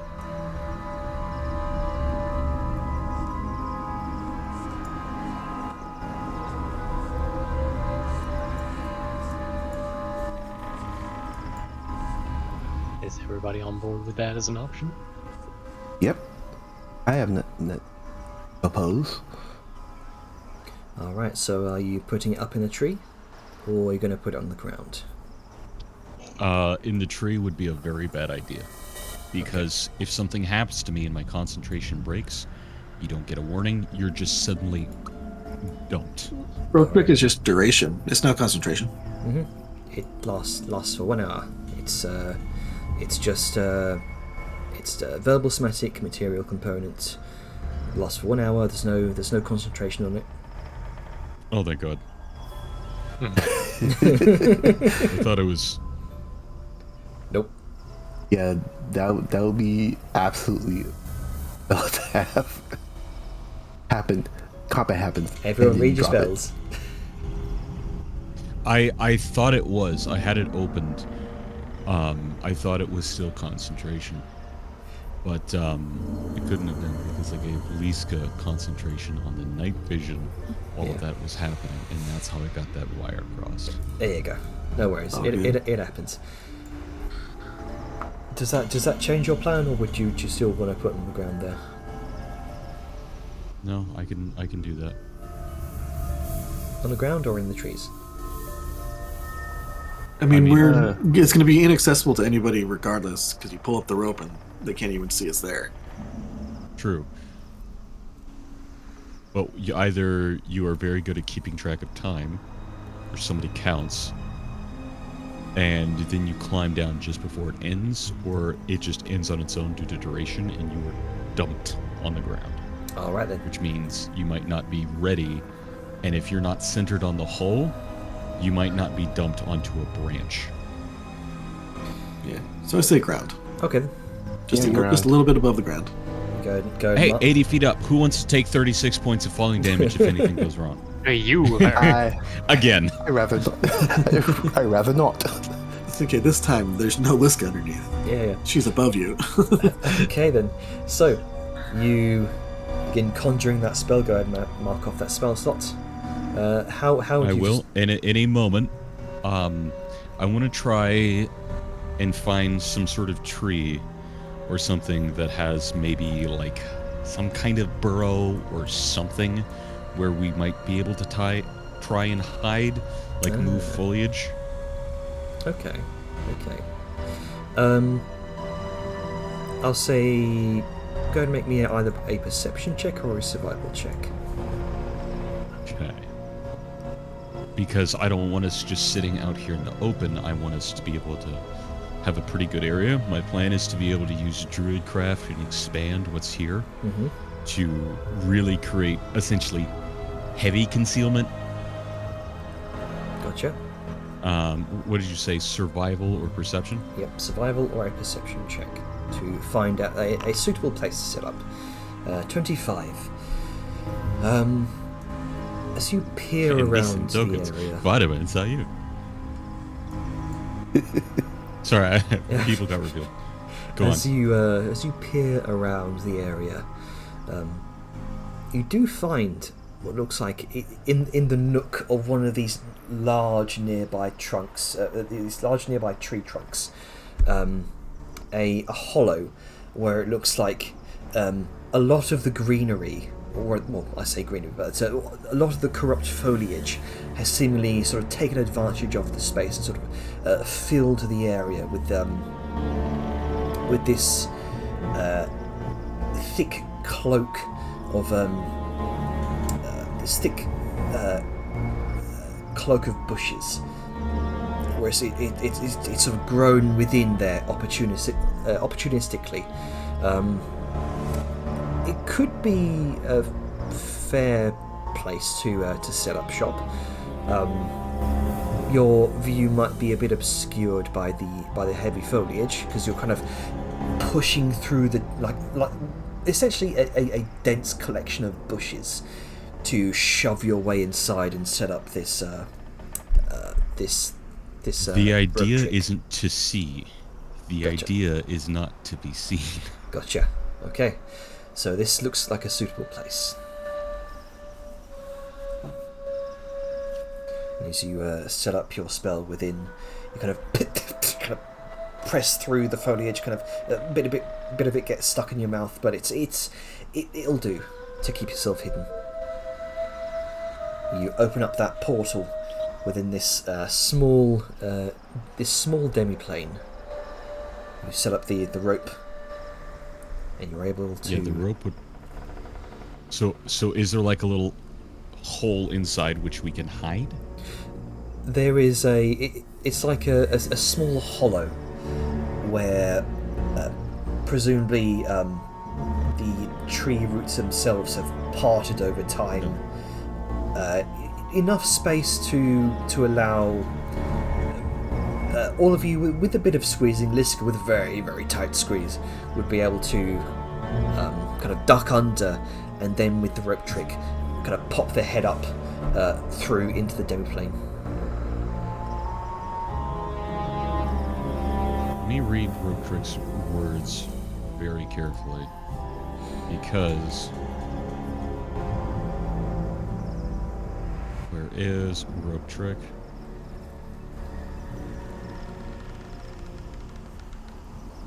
Rises into the air.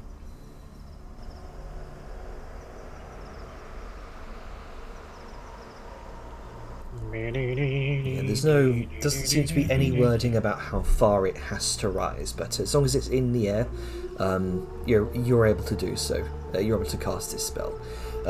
I'd imagine, like at the very top of this hollow, this sort of where all of the roots converge is probably where you'll be able to set this thing up. I might have to have 60 feet of air above it, because up to 60 Up feet. to 60 feet. Never long, mind. Yes. Yeah, you can dictate how far it is by the length of the rope. How tall is the space here? Oh, at most, it's about 6 feet tall.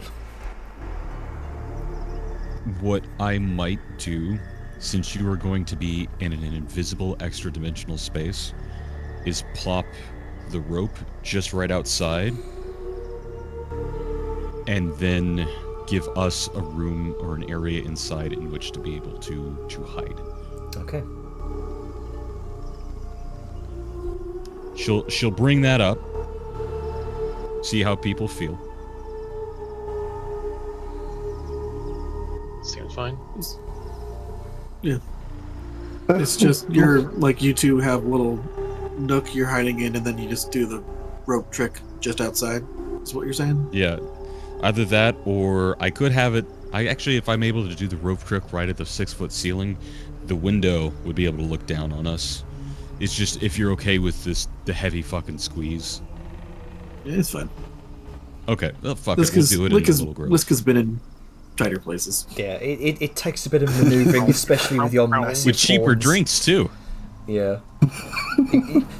Liska kind of has to maneuver her head sideways a bit to get inside. But it's possible. Your armor scrapes a bit against the bark a bit. So, Into the clown car. indeed, as you I'll and mark off the. as you and Mark off the Etheria spell kind of slot. squeeze inside the nook just below the extra dimensional space, trying to keep yourself concealed with as many of the dark and warped foliage as possible. How big is being small, that means that I can be in Liska's space without actually taking up space, right? You could. That's true, yes. Yeah, so it's not as tight as it might have been. Because You're just my space in her down. space. Yeah. I mean, that's in pretty much. terms of like combat reaches and stuff. Yeah, We're I mean, already I can kind of be, like, stretching it. Yeah, I Yeah, mean, you like, count as a I mean, like- medium creature. Yeah, the space can hold Yeah, as many Medium as 8... or smaller Yeah, creatures. there you go. Right. Okay, Liska be here now. We had the special rule Yeah. that she can, but she takes up 4 spaces. Yeah. And it's a space. And she's large. So the So that inside. way, I got it for the sake of Liska. Yeah. For though I'm visualizing this right, this sort of pocket dimension. It says it can fit that many creatures, but is that like fit comfortably, or are we all crammed in like sardines?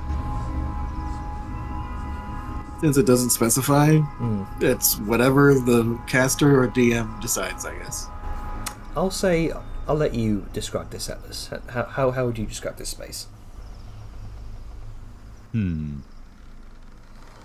I would probably say, because does it have specific dimensions on it? Just the door. No. Yeah, no exact dimensions, just the amount of people. It's extra dimensional. I'm going to say that it is a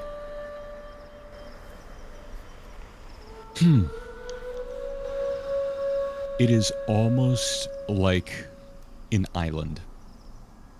It is a small, like an island in the middle of a lake, with like bright green sort of grass. In the center, taking up some of the space, which is why you'd only be able to fit this however many, is a small, beginning to bud tree with green and pink leaves that gently flower.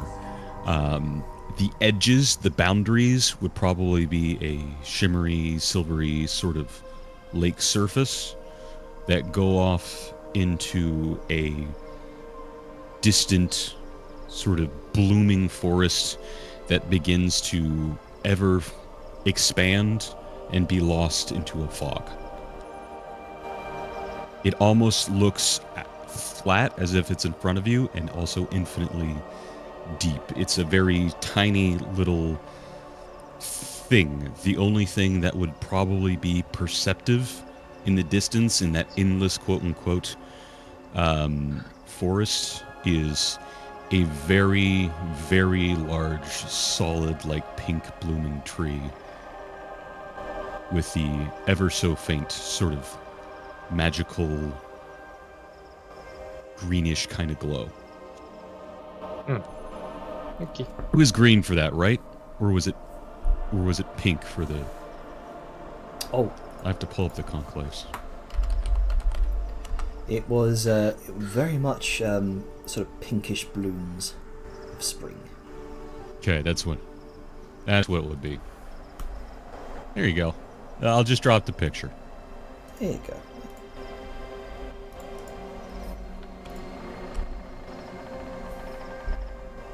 I beat me to it. He That's said the it would only drop. thing that would be seen in the distance. That's And almost like a small, tiny version of that is at the center of this island.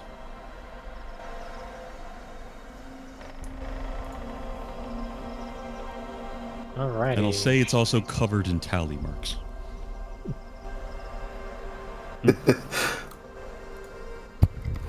It's a Short rest time.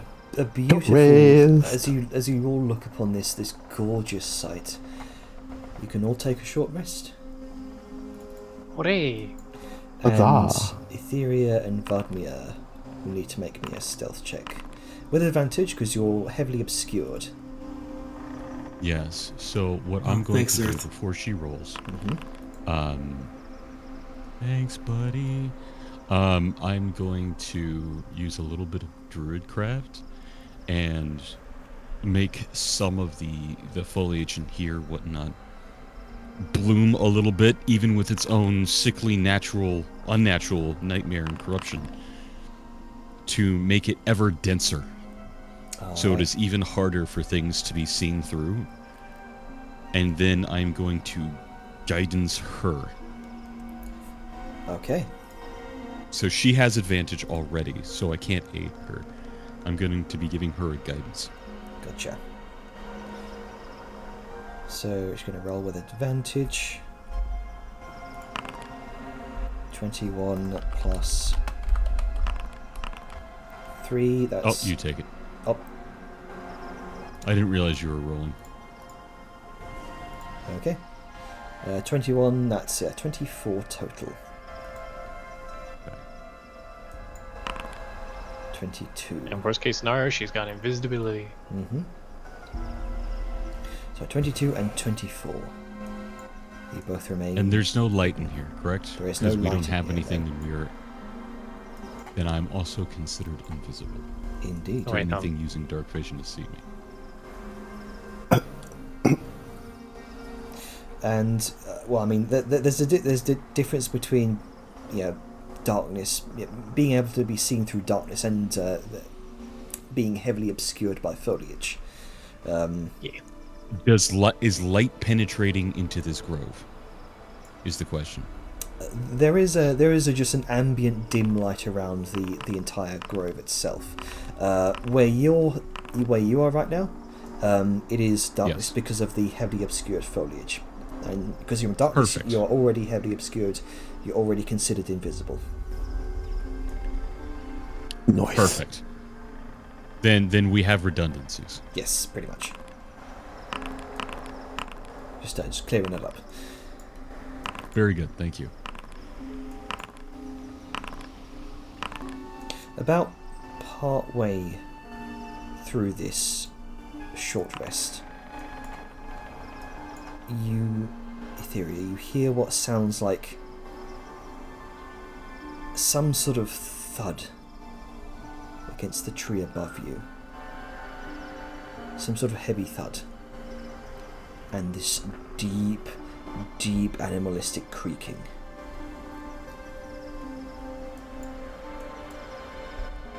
I bet that's one of those things. Little bramble crow motherfuckers. The creaking subsides, and then you feel through the very ground, only because of your high passive perception, what sounds like a sudden relief of weight from the tree itself, and then the same sort of creaking further beyond.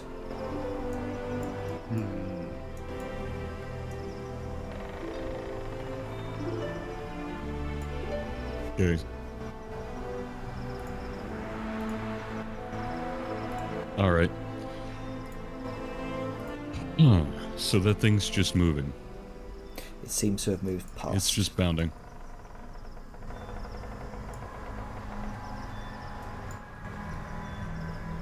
Very good.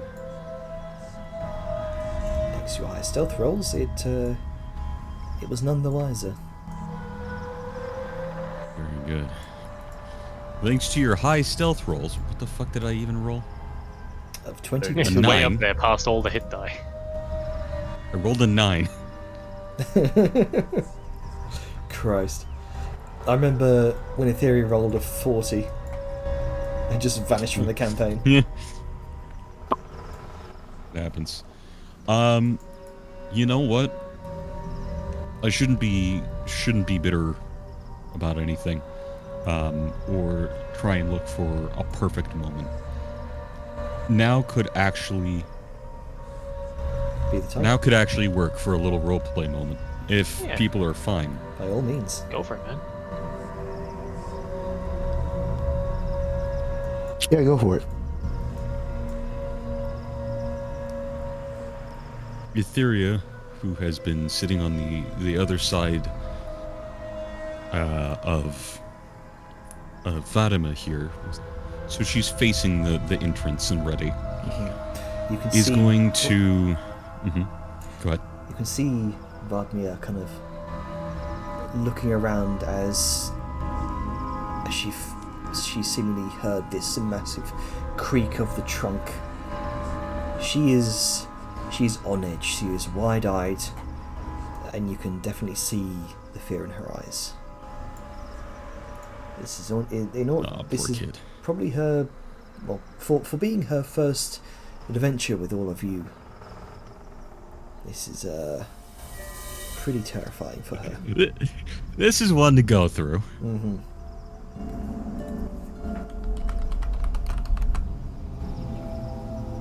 She's going to scoot to the side a bit in gesture for her to come over. She looks and nods and kind of scoots over for a moment.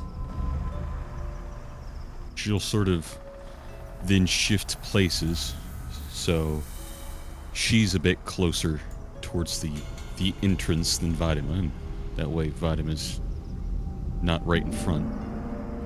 She'll begin to fish through her bag of holding. You know, I had hoped to give you something a little bit sooner, under nicer terms. But things are never quite as perfect in life as we hoped. There will be no grand ceremony or truly perfect moment. I hope you can forgive me for that. No, it is fine. What do you have? What is wrong? I've noticed you've relied on little bits of magic. Hasn't been as effective. It may not be as natural. No insults towards your teacher, but it feels you are not learning things that are natural to you. This magic has never really been natural to me. I do not know how I got it in the first place. But I have been trying. I have been training occasionally when most of you were asleep. I've just never wanted to. I've wanted to find my own talent, my own way. Didn't want to impose. But I suppose I know enough to admit when I need help. Well, you may need help in the future. Because do you know how to use one of these? And she's going to reach into her bag and she's going to pull out the youth bow. A bow? I have never used one before, but I know. Back in my old village, I always used to look up at the wardens that used to patrol the outskirts. They were very brave.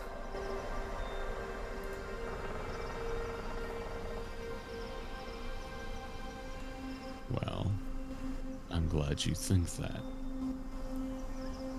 There are many roles each satyr would fill in their conclave. Generally suited by what they did best. And not everyone fit into a perfect mold.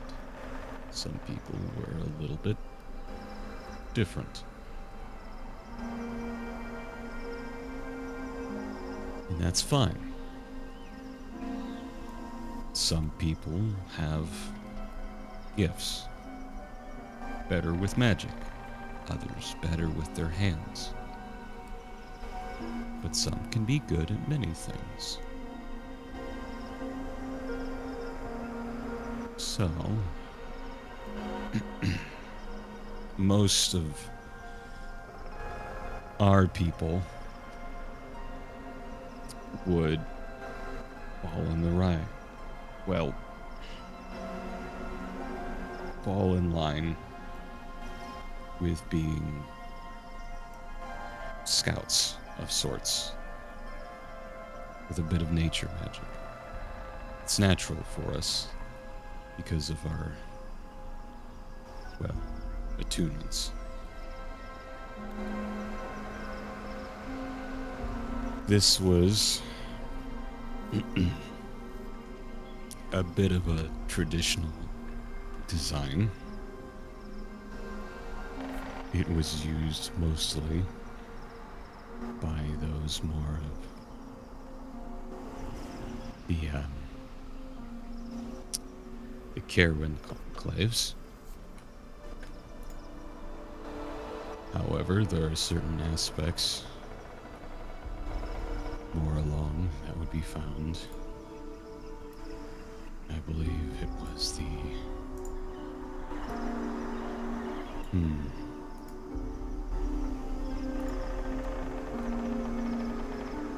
kind of scratches her chin a little bit, trying to find the exact spot here. What did we...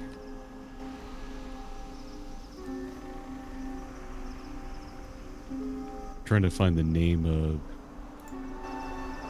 the conclave that we talked about before. I can't believe... What, yours? No. Hers. Oh. I thought I had it pinned, but I guess not. Oh, wait, here it is. She belonged to any specific conclave, but she did grow up in a. You know, she grew up in the Tavani tribe. In the Ebonwood Forest. That's what she told you. That's right.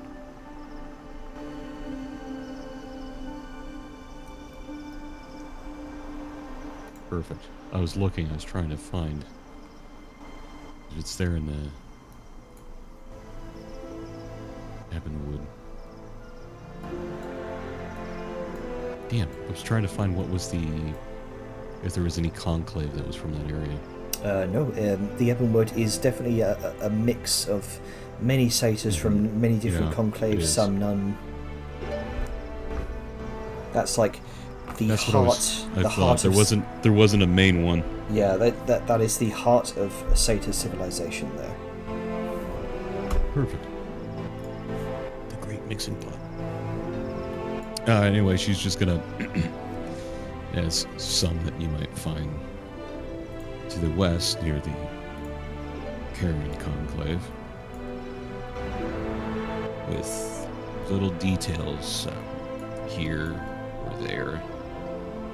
For example, this knocking method, how they have the specific recurve shape there. Was a technique more used with the clans that would find themselves near the Ebonwood.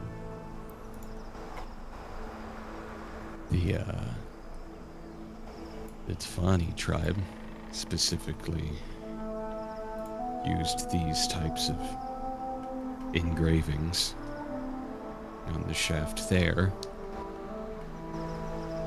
and would be noted as certain marks of status. These ones, and she gestures to where she has put something in, written in Sylvan, are marks of youth, but not just child, but a young apprentice, one coming to their own. It's like a training short bow. Yes, it's not necessarily meant to be a short bow. It's meant to help you lead into something bigger, as she taps her own. Oh, like it's meant to help you learn. A longbow. Yes, which is what most wardens, she gestures to herself, would end up using. But it's also one of the most capable tools that is out there. It requires great strength, much in your back, and many practice.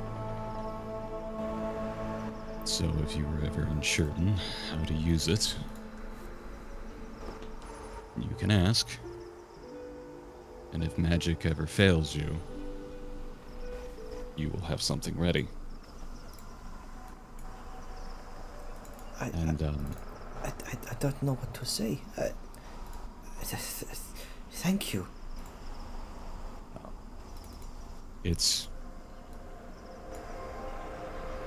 She reaches over and she just kind of like pats her on the knee as they're, I assume, sitting down. Mm-hmm.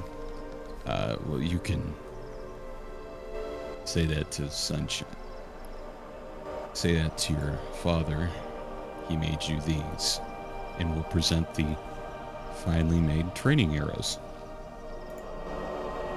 Her eyes light up as she takes the arrows, the bow,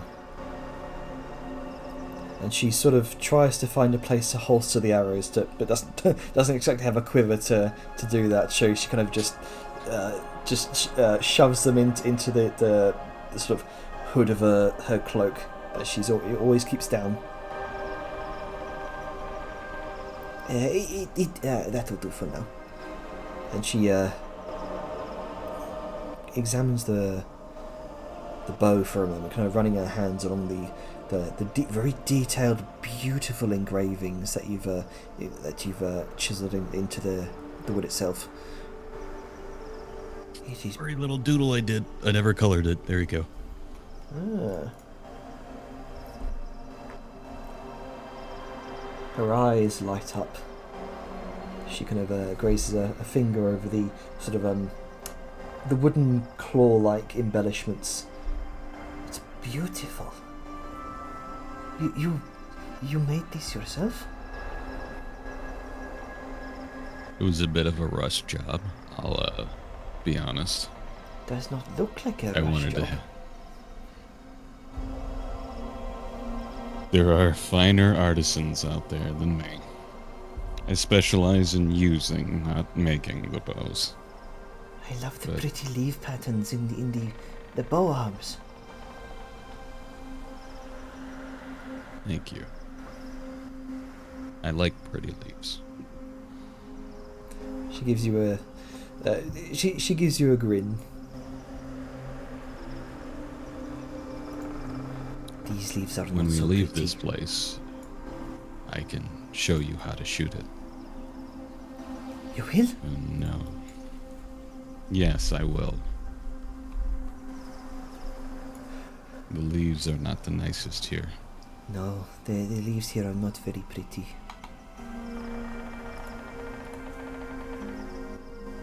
When we get to the center of this place, there's likely to be a bad person that is doing this. They are a sad, lost person. They've had their heart broken, their mind twisted, and someone has plucked at their heartstrings. They have snapped many, like from an instrument. The few that remain that they're unwilling to let break, that foulness hooks its fingers around and leads them about like a horrible collar. They're pitiful, and we must not let it get to us. But at the same time, as bad as you may feel for the stray dog, it can still bite your throat out. Sometimes you have to kill something that is a victim because it is the most merciful thing to do, and it's the only way to prevent more pain. All of this, as she gestures around, is meant to pluck at your heartstrings and turn you into another pitiful, snarling dog. Remember, the more it hurts, the more it is worth loving. She pauses for a moment as she listens and recites, "Curb sorrow's seed." Exactly. Intervene with compassion, but if the seed blooms into poison, cutting its stem is mercy to the grove. And we must show the grove mercy. It's hurting because a seed, a weed, was able to blossom.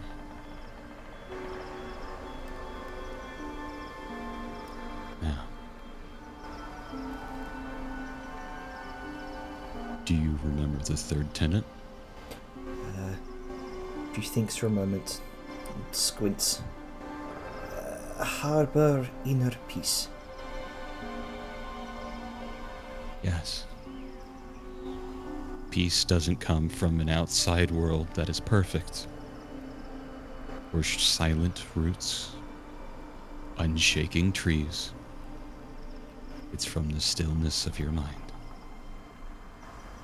You practice with me. She gives you a nod. I will. Good. And she'll cross her legs as if she were to go to trance, and gently hold out her hands, as if to let her lay her own hands in them. and invite her for a bit of meditation through the rest. Okay. She crosses her hoofs over one another, coils her tail around herself, places her hand into yours, and begins her usual meditation.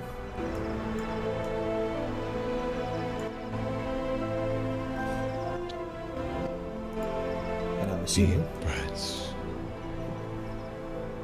Yes, and that is the end. She's just gonna say deep breaths. Find your peace. Deep breath in, deep breath out. And you're free to take your short rest. Yippee. And that's just the moment that I've been wanting to have. Perfect. In fact, I'd like to give that was a beautiful moment. I'll give you inspiration for that as well. Thank you.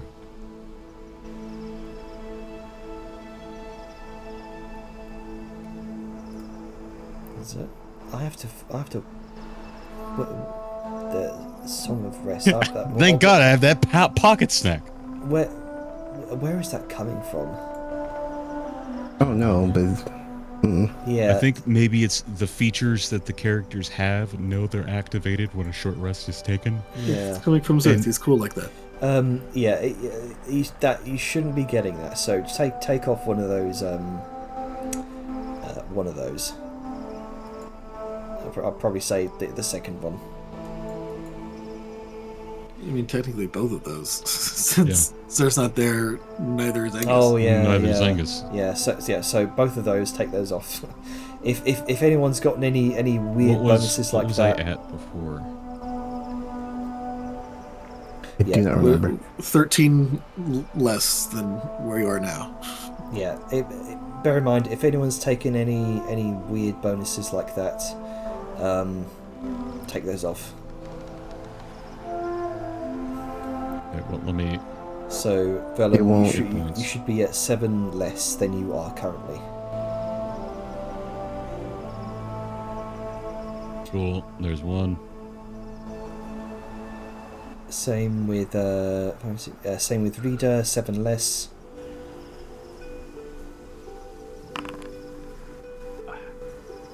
I've already accounted for mine. Gotcha. Yeah, Cool. I At read- 94 now. That works for me. I was missing 5 HP and my hit die roll was 5, so Yeah, I didn't need the Song of Rest or the whatever. This goes only 4 HP down. Yeah. Yeah, I was just like, I had like 9 missing, so I just rolled 2 hit dice. I don't know why. I don't know. I try to ignore it. I was muted. I already used mine, so. I already spent an extra hit die to compensate for the difference. Okay.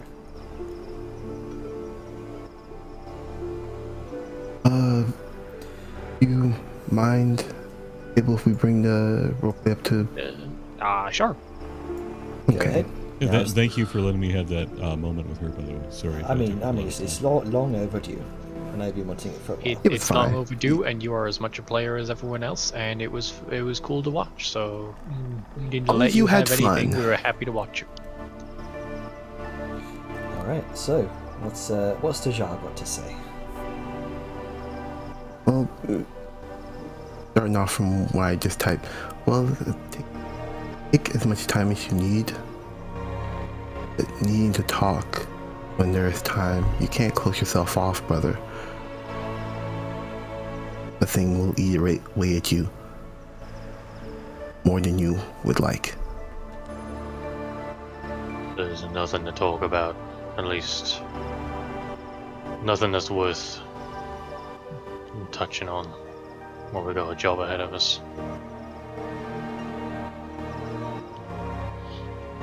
I already know what I need to know.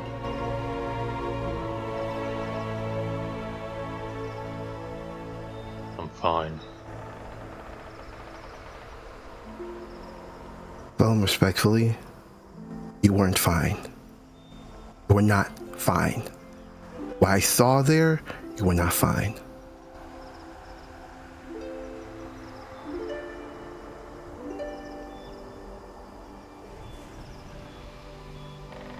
I need to stop it from bothering me. Otherwise, it's just another weakness. Why are you... Let me ask this.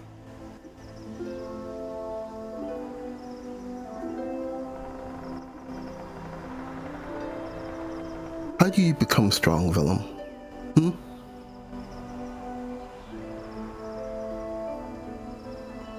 You cover your weaknesses, strengthen your strengths, and No, Willem. You recognize that you are weak. That's how you become strong. You can't just cover it up. That's just gonna make it worse.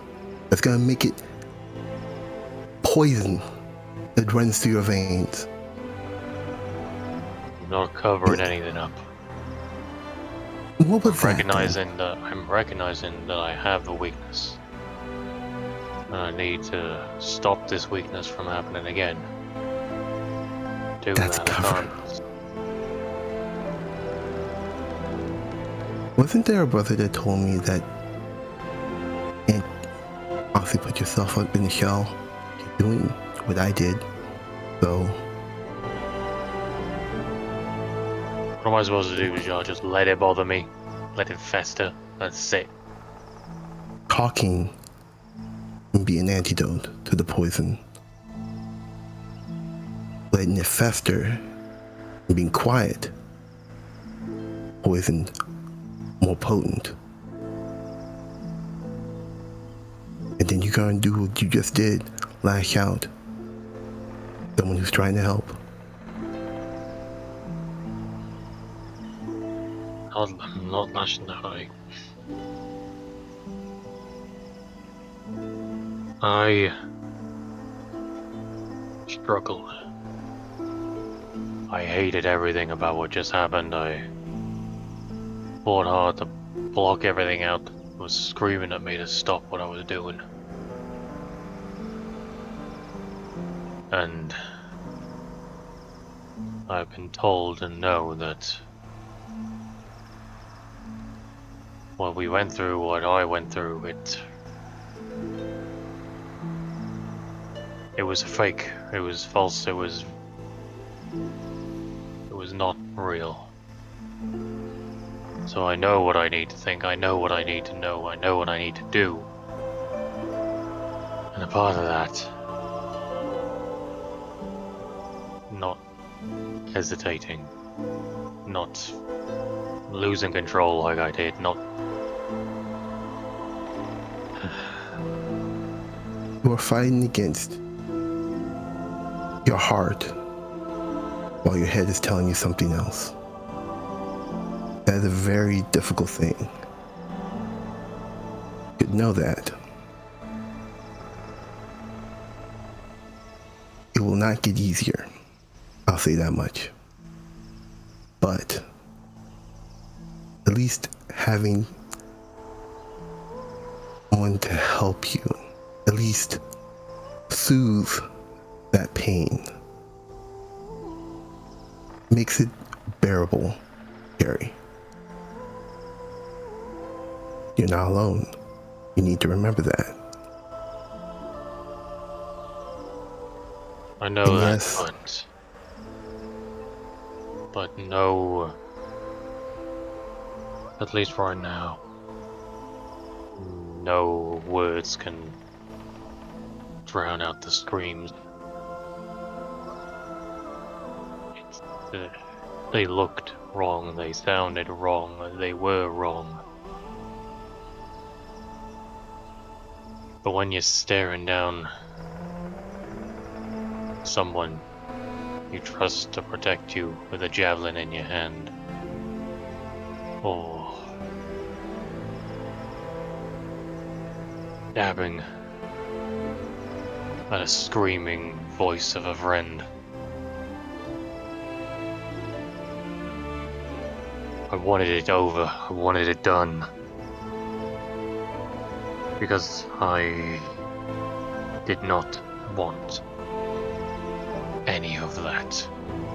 I didn't want to hurt the people I care about. I didn't want to be faced with the face of an ally and know that I have to put an end to them. I didn't want the desperation in my mind of over and over just trying to finish it, to just stop the screaming. Because it sounded too much like them. And I faltered. I missed. I struck as hard and fast and often as I could. Even the times I didn't have much chance. But I know that a part of me held back. A part of me was afraid to strike the heart. Because I was afraid to see it go. That's because of your morality, thing that separates us from being beasts is your heart. And you have a big one. Not enough to be kind to Jar. Kindness is all well and good, but like anyone else on that field, I'm sure Liska would tell me the same. That they were not who they were. They were too different. They came from foul magic, and I should just accept that as it is. But there's a difference seeing a shape on the horizon than when you're getting close.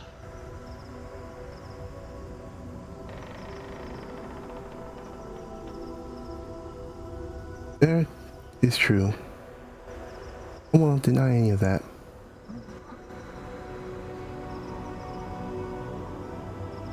But I can say is this.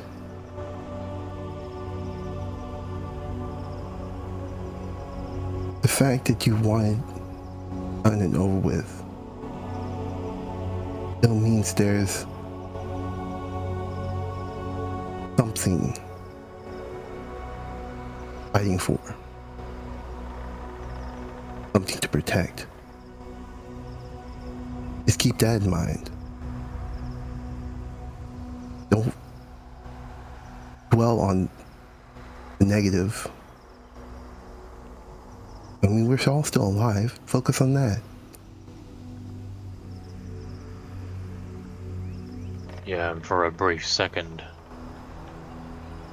I was out.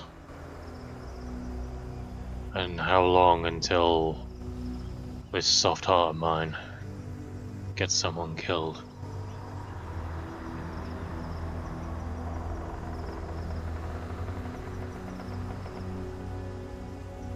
This is probably going to be the last question I ask before we're out of this place.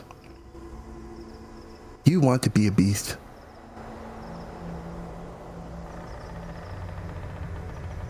You know I don't. Then why are you trying to get rid of something that makes you far more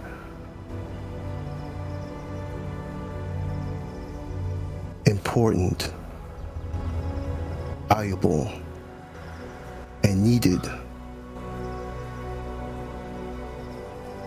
than what is trying to tear you down? Because there's a time and a place for it. And if I'm not careful, it will get twisted and warped and turned against me. Which is what it is trying to do now.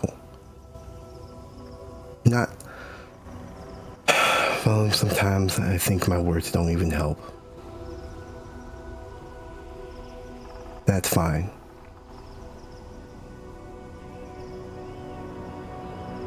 He goes to say something, but then actually looks at Dejar for the first time since she sat down. I'm sorry. It's not that, it's... You care, and it does feel better to let it out. but it's still raw, and just because I'm being stubborn doesn't mean that what you say doesn't matter. I just need a bit of time. In the beginning, as much as you need. But I'm saying this from experience. You don't want to be a beast. Accept everything as it is now. And try and keep that light of yours bright. It is. But, you know the strangest part of all of this?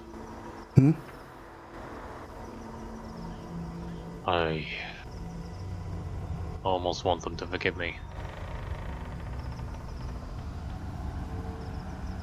I know it wasn't them, but I turned my violence, my frustration, my weapon against people I trust and care about. And I'm sorry. Even though it wasn't them, I'm still sorry. But I know I'd get called a fool for apologizing, seeking forgiveness for something that wasn't even real. Forgiveness, sometimes it's not for them. Sometimes it's for yourself. Stop yourself from being a prisoner of your own mind.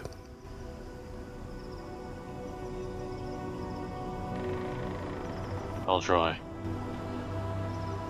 Don't try. Make it happen. Starting to sound like me now. You are someone that's very infectious.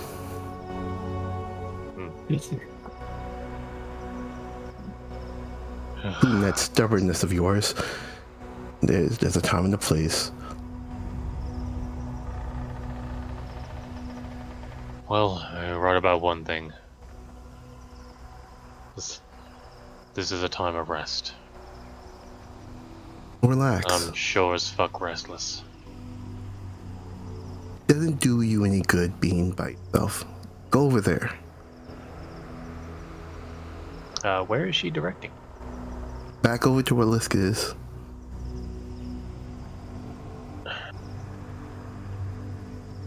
I don't want to hear. Yep. I don't want to hear any lip. You, go. I'll join you in a minute. Promise. I'll hold you to that promise. No, I'm trying to fucking drag you back over there. With those noodle arms, damn it. I don't need no fucking my arms to use it.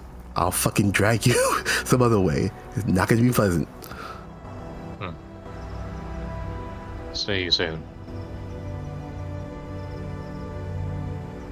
Before she gets up, she gives hand a gentle squeeze.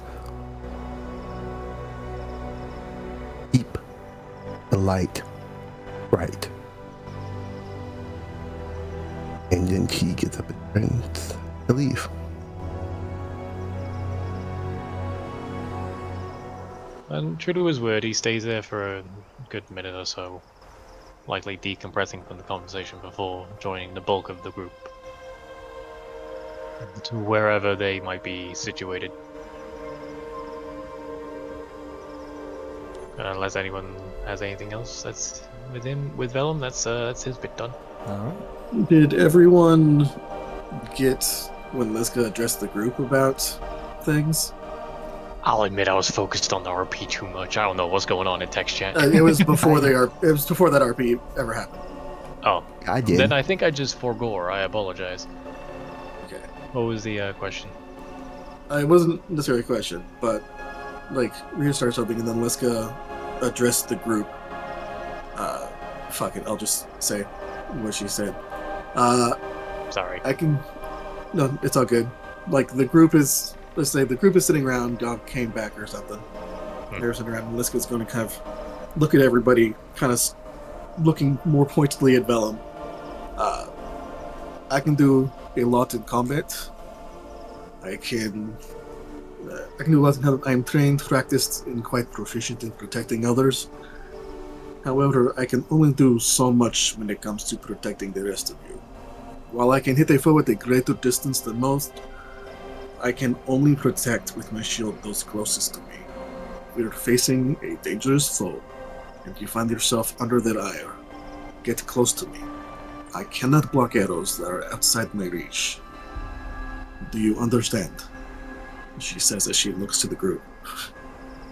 Oh, I do remember reading this. Crystal clear. Sorry, I thought that might have been directed at Rita at the time. Anyway. Yeah, there's an affirmative nod from Sao at that notion. There won't be another slip up. And then through the earring, she's going to she's going to visibly just kind of sit back, lean against a nearby tree, and look like she's resting. But in the earring, she's going to send a message to Vellum. You need to get your shit together. Doing something like that in combat can get everybody killed. It's like you wanted to try to be a leader, and yet you make decisions, you second guess yourself. Do a plan of action. If it does not work, change it and make a better one. You can't just falter like that. Be better. If she was looking, there would be like a twitch the moment her voice came in, and then a sort of expression of frustration as she continues, but there's more of a... It sort of softens as the tirade continues. And then there's eventually a response. Like I said, I won't slip up again.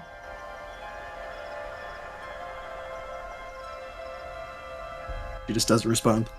Just remains kind of sitting there, taking a brief soldier nap.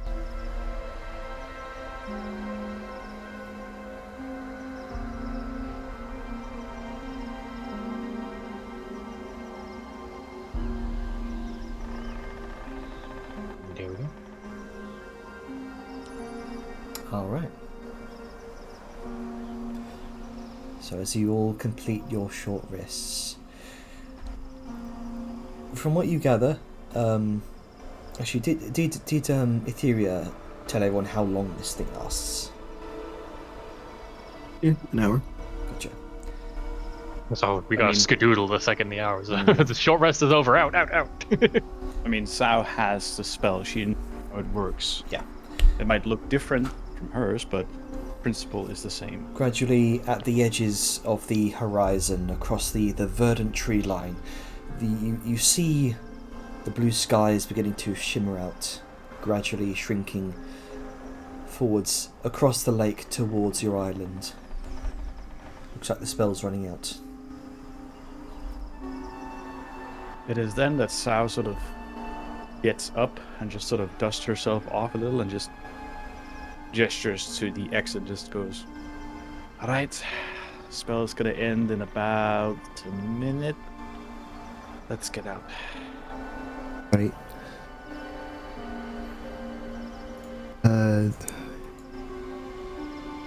Bring to Liska. I think it's time to go. Yes, I heard. And she's gonna get up, gonna do a stretch, gonna flex a bit, kind of do some very quick little calisthenics, and then I guess head back towards the hole. Okay. It's at that point, Etheria, you look up and you see. Oh wait, no, it will be invisible from your point, wouldn't it? Suddenly, people. Yeah. You see a sort of an armoured grieve from Vellum kind of beginning to shift down the rope. Wagner kind of looks up. I think they're coming down. Let's shift out.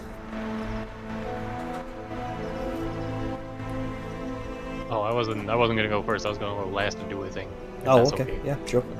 It'll be brief. As everyone's sort of filtering out, Vellum is going to put a hand on South's shoulder, and in Orcish just utter the word, sorry. And then out the hole. Alright. Gradually, one by one, you make your way out of the extra-dimensional plane.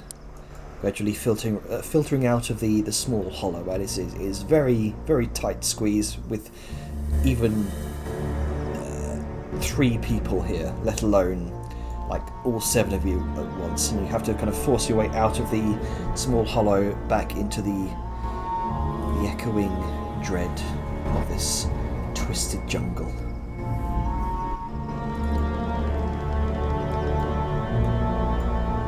So, as you stay hidden here amongst the thickened brush, what would you all like to do? I guess we heading back to Grove or wherever. See, the stairs are on this side, so we probably want to approach in the same direction. Okay, so gradually... We probably have to make new stealth checks. Yes, I would have to say this would have to be a new stealth check here for your group. Group stealth check.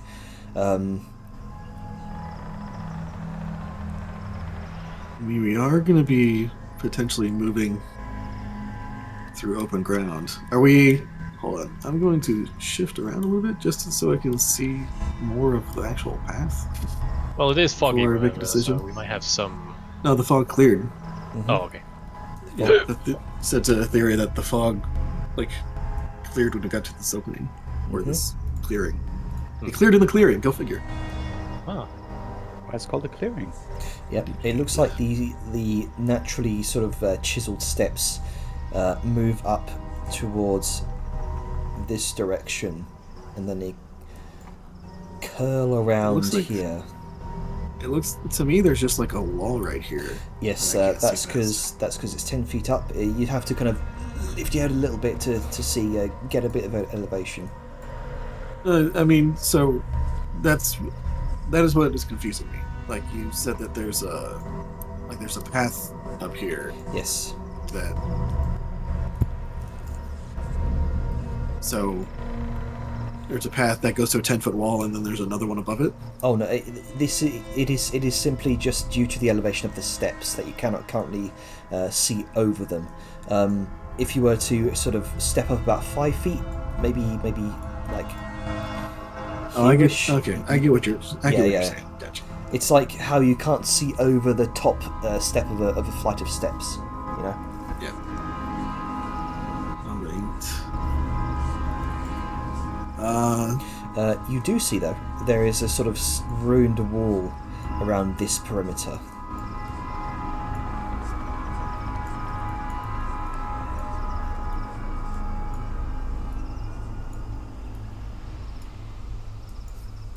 Sorry, I should also mention I am not at my PC, so if I'm receiving anything, I cannot see it. There we go. Around here, there is this sort of about 5-foot stone wall, kind of half ruined. And here you can just about see the top of some sort of archway. A very tall archway.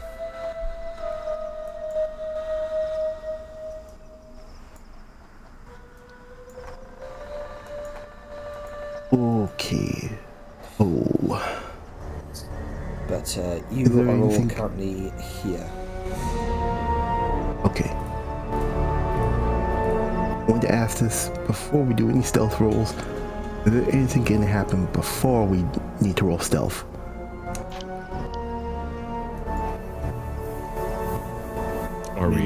Liska can't do anything.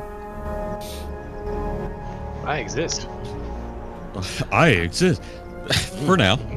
That's the extent of my ability to contribute with stealth. Yeah. I don't have a pass without a trace. Pass without a trace. Yeah. Yeah, I don't have that marked, so I could use it. Yes. I could, but it'd be the last of my level 2 spell slots. I mean, it looks like we're going to be going through the front door anyway. Yep. Okay. I'm pretty sure they're anticipating our arrival. They stole one of our people. I mean, we can try to be stealthy regardless, and just do what we can. Yeah, we're gonna get stealthy to close the gap, I think, is the best case scenario. Yeah, that's what you can hope. At least. So, roll these stealth things now? I suppose it depends. What does Etheria want to do here?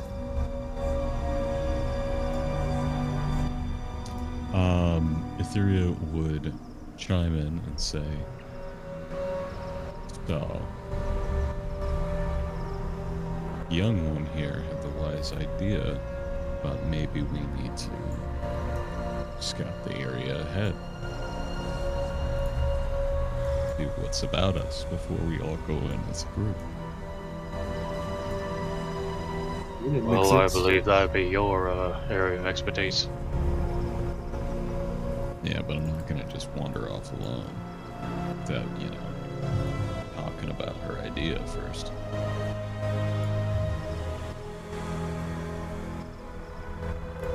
Well, it's a sound idea. Better know what we're going into at those steps. Could use my familiar visibility on her. I mean, if you need an invisible familiar, I could just have mine. True. Two is better than one, but just a suggestion. No, that's fine. I'm just thinking about, saving the magic. That way, you don't have to use that resource. Also valid.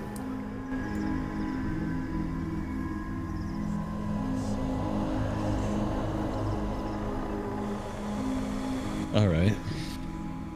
Do we want to just see what's ahead, or do we want to try and see if there's some back entrance other way that isn't right through the front door?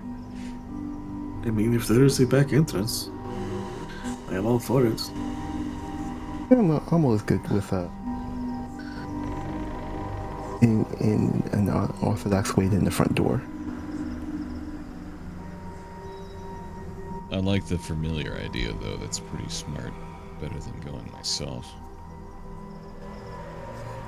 Alright, friend, what do you think? And she's gonna hold up her forearm like a falconer.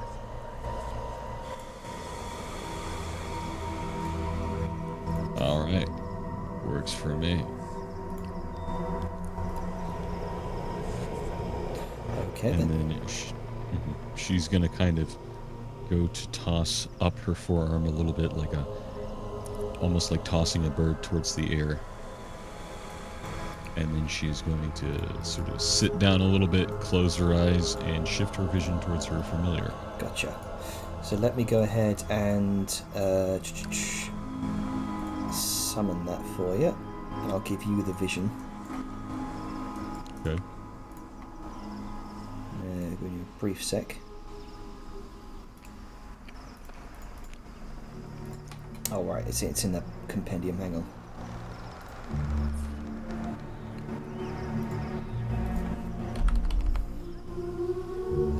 Here we go. Sprite.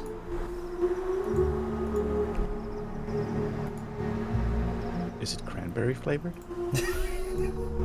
Nah, bro. Lemon lime. Oh, actually, if you should just be able to use it with like your find familiar spell.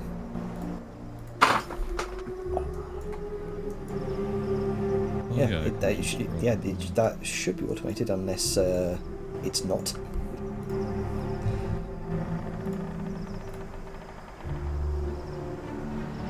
No actors found in folder familiar. Oh, fucking... Fuck it. There we go. Yippee! Alright. As you slowly... As your familiar, your friend, slowly flutters its way up the stairs. Oh. I'm trying to retrace the path that I remember you showing me.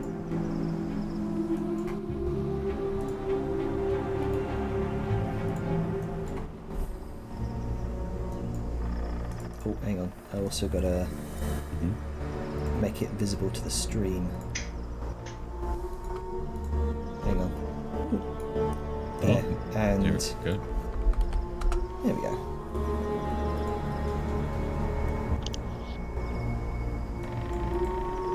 Very good.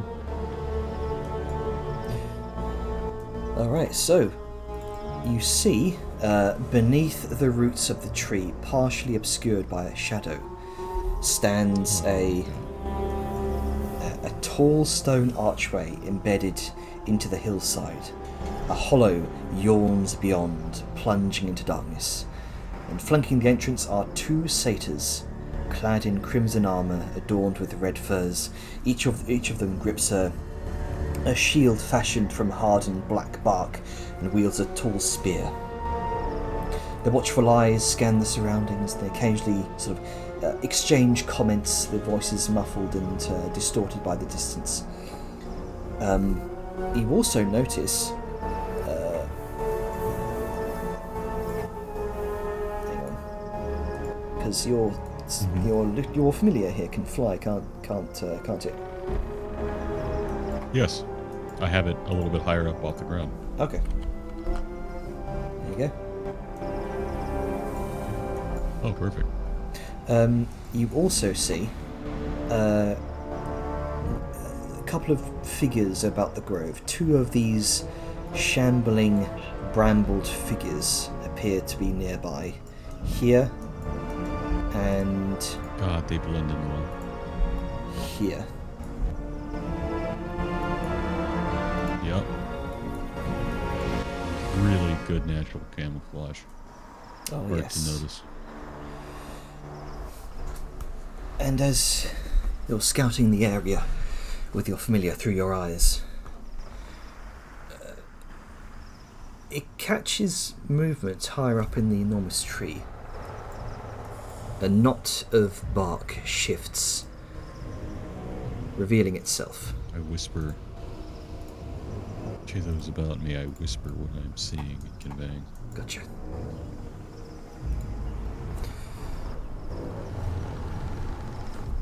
Another figure shifts, revealing itself to be another one of these hulking creatures with spindly limbs. Oh, lordy. It's spindly limbs, bristling branches, bony protrusions, and glowing red sinews between the bark-like skin.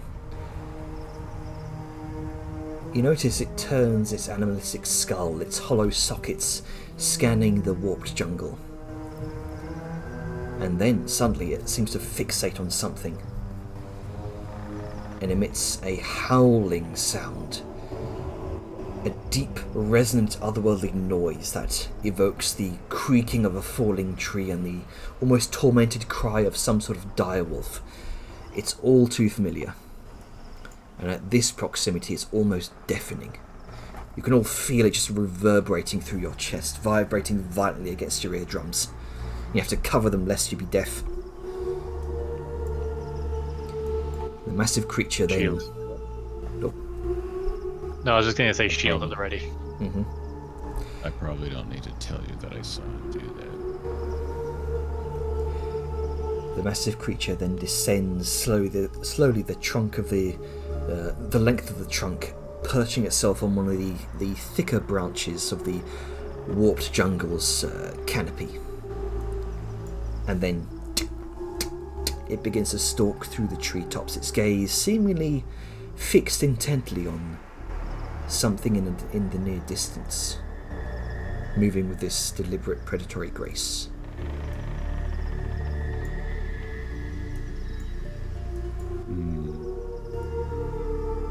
Well, it's not looking at us. Not our problem.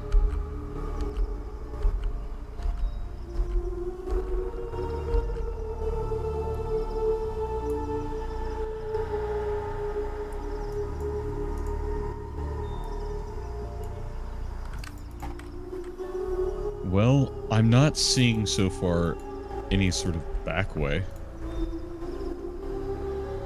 Guess we just gotta get in there and give him the old 1-2. Yeah, but there's 4 enemies in the big thing.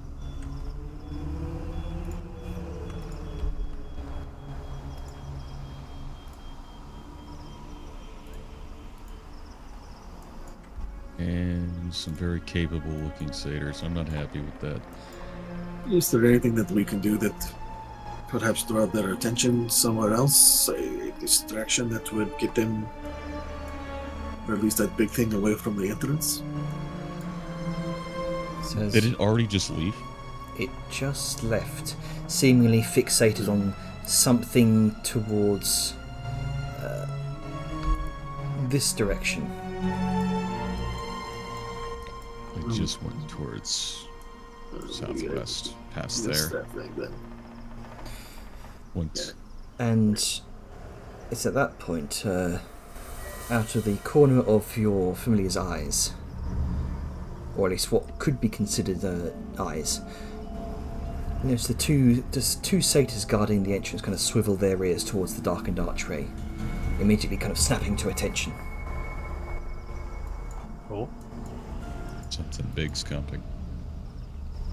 The guards are alert.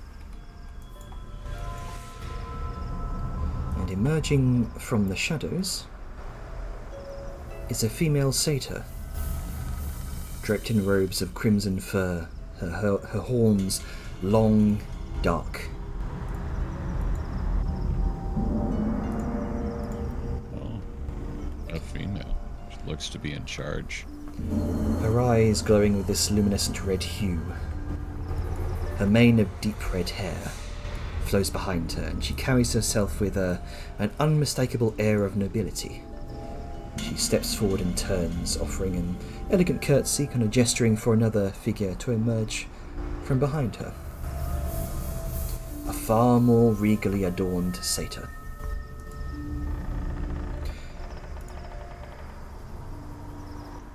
The second figure wears opulent robes, lined with dark leaves that climb her garment, forming this dignified mantle. Crimson vines are sashed around her waist, and a glowing red flower blooms at the centre of her chest. Her long sleeves trail behind her, merging into this dark flowing cloak, and in her hand she holds a hooked wooden staff woven with red thorns. Her skin is pallid, a pale grey, and her sweeping horns kind of curve back in this intricate arc, cracked faintly with glowing red fissures. Her wild mane of bright strawberry pink hair cascades around her.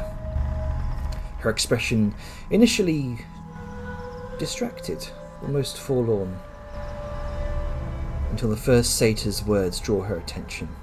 The noblewoman kind of gestures towards the direction where the hulking creature ventured,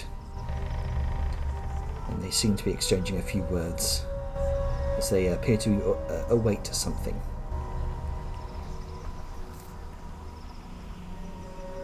And Etheria is conveying all these particular informations, right? Absolutely. If they're important, maybe in charge in some way, do we want to get them while they're in the open, or risk dealing with them later? I think How quickly do you pink- think you can cover maybe 200 feet?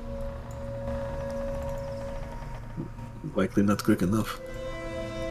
Yeah, well, they're at the threshold of the door. And then they run into and past everyone and put it on high alert.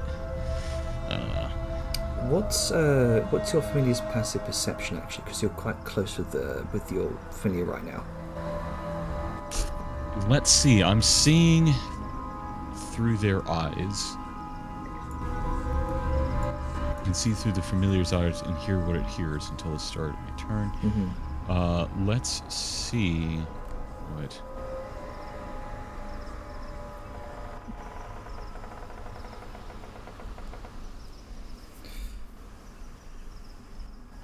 Because I'd say, if you wanted to say eavesdrop, you could either Perception is 13. yeah, you could either get closer with your familiar to utilize its passive perception and then do a stealth check, or you could do a perception check and rely on its passive stealth at this distance.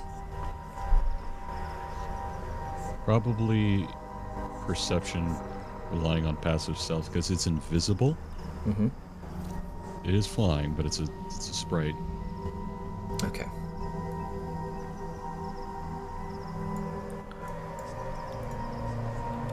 And what language is yeah, Sylvan, okay. It has Sylvan. I might get it a little bit closer, have it passive 18 stealth. Sure. Because the DC is going to depend Closer on over the here. distance.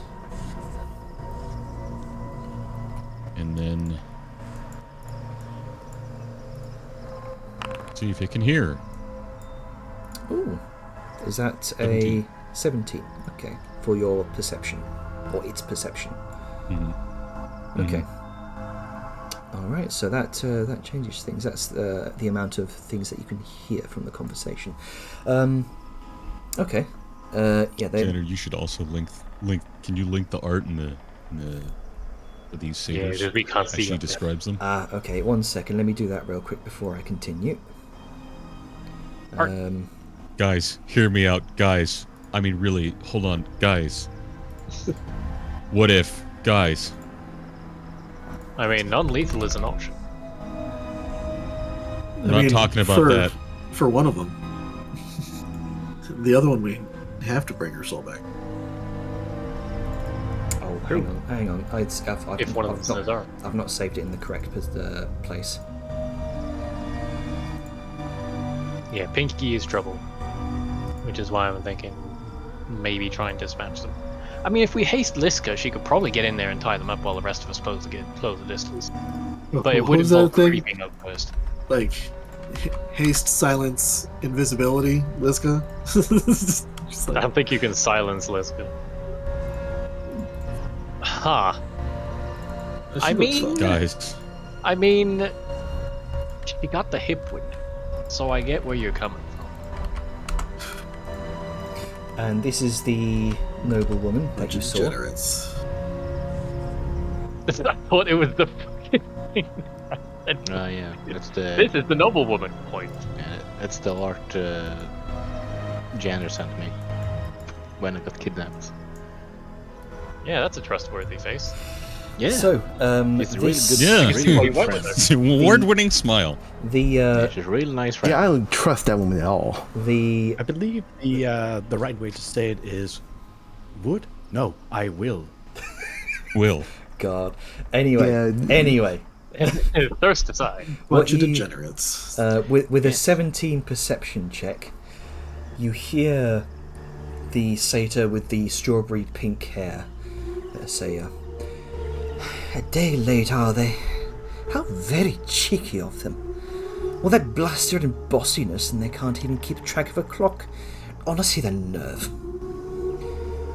To be fair, Duchess, the caravan was rather heavily guarded. It's quite impressive they managed it at all. Oh, darling, maybe, but I'm not so quick to dole out applause just yet. For all we know, they're stringing us along just like last time with that fake wand. Remember that? Oh, the look on their faces when they got caught.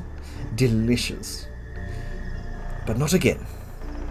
Make sure our warden keeps a very close eye on them, yes? No more funny business. The noblewoman releases a high-pitched whistle, and her eyes scanning the twisted expanse of the jungle.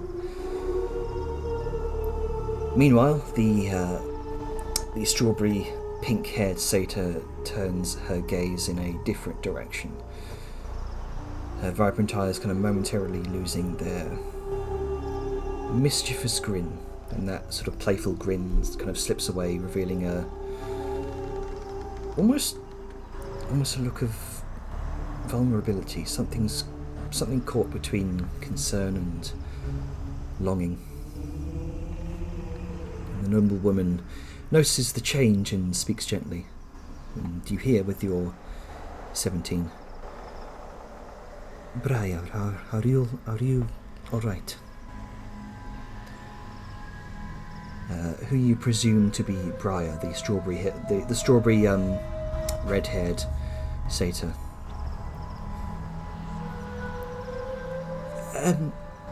No, yes, Arla, I'm fine. Perfectly peachy. And there is a silence between them, a long, heavy, and with unspoken words. Arla steps closer, her tone is soft and more comforting. If this new friend of yours speaks true, we can keep them away. We'll keep them away from here, from this home we built together. As a family, I know we can. Arla wraps her arms around Briar, kind of pulling her into this a warm, reassuring embrace. Briar sort of tenses for a moment and then relaxes, her eyes sort of narrowing in determination. I just need to get her to feed the seed one last time. Then we'll have our home. Etheria, as you look through your familiar here, that strawberry red-haired satyr, your breath catching in your throat, that voice, the curve of the horns, the sweep of her mane, your heart either races or sinks. It's her. The person you last saw before she left on that journey to the Caspian Vale.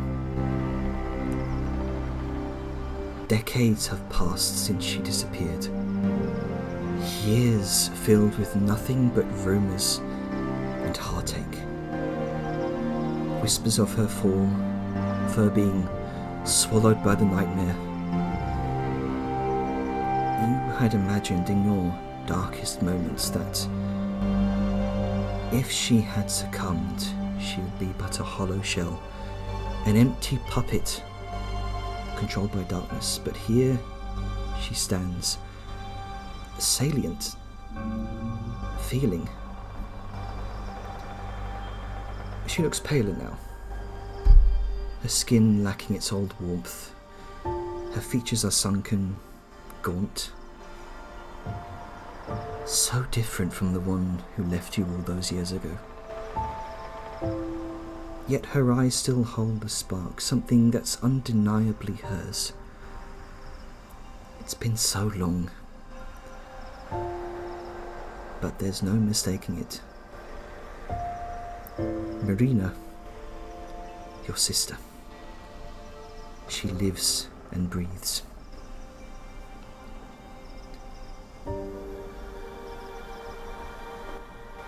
Fuck. Uh-oh. I mean, we still gotta beat the shit out of them. So sorry in advance. I mean, we could capture one of them. People can only do what they want, but it's still gonna be very oof. And, you know, that's a big apology. I feel like they're kind of like a, you know, take one, take two kind of deal. You don't really take one of these. What are I mean- Etheria's thoughts in this moment? I think you already heard them. Fuck! Fuck. Yeah. Yeah. Oh no. Oh no. Just kind of like jolts. Seems vision from the familiar broken. A little bit almost panicked. Definitely hastened. She's kind of like tapping, scrambling, finding her bow belongings. This is not good. What happened? What is it? Lane, I know one of them. oh, In a good way or a bad way? It seems both. oh, They're calling her Briar. Mm-hmm. That one, I heard that name before. right? Yep. Is that the one that we are? And Liska takes a second, and then she looks around and is like, okay, we were sent to collect one. Did Gonzala specify which one? Nazara, if I recall Nazara. correctly. And she's I gonna. don't care.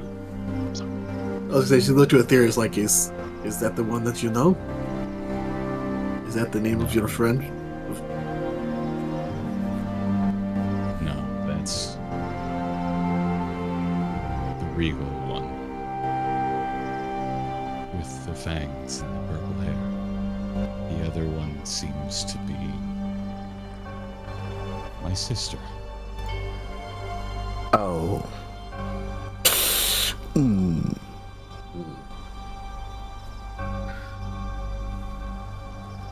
That is very bad. She's just gonna turn Gab over to you towards your character, your Rita? God, Rita. Why was I thinking Rita? Like Brita, like the filter. What turns towards Rita? In many ways, she's everything you are, but far worse and far more cunning. She has certain skills that I do, certain skills that you do, and they put most to shame. That was a long time ago. And I did not think you would be so lucid in her nightmare. But she seems to be very much healthy. Elm's gonna put a very slow, deliberate fashion so as not to spook her. Put a hand on Etheria's shoulder and just look at her. Now she does a slight jump. And he will stop. And then continue. I know this can't be easy for you. But you know that we have a job that we came to do, and are you going to be okay facing her? Yes. Ideally, I would be able to bring her back with me and see if there's anything that can be done to help. So if there's a way not to kill her, it would be excellent. You're not gonna speak. That may be wishful thinking. As she goes to interrupt Dejar and finish. Because she will certainly kill you. If she doesn't, You'll wish that you had died.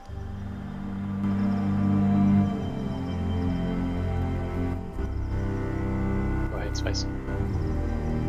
There are two ways I could do this. Getting poison her to stop her from using her magic, and then call on her.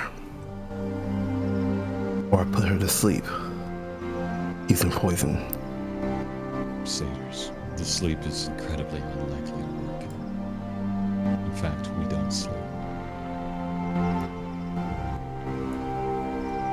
Gonna be the nasty part then, because I'm gonna have to cut her magic temporarily. Deja, you said it's a poison, right? Yes. Much as I know you prefer to using that stuff yourself, maybe it would be better at someone with ranged ability. It Maybe can't be Etheria can tip her not this arrows type in of it. No. This one you can't be done by injury. Is it ingestion? Yes.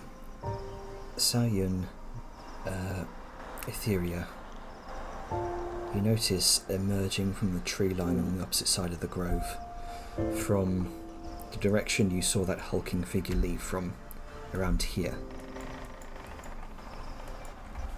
It's back. 3 figures being escorted by it. Damn it. 3. Lost our window. You can see. Oh, actually, none of you have done a stealth check yet. Go ahead and make me a stealth check. Oh, have Yeah, we not done that? And she'll give him the warning. All of Yeah, us? we hadn't or- done the stealth. Yeah, all Yeah, of we you. haven't done it. Group stealth check, please. Everyone. I pray, everybody. Good thing I have vent. Thank Good God. thing I God. have disadvantage. No, not as bad as I thought. Probably still gonna fail, but not as bad as we thought. And there's the 9 and a 6. 15.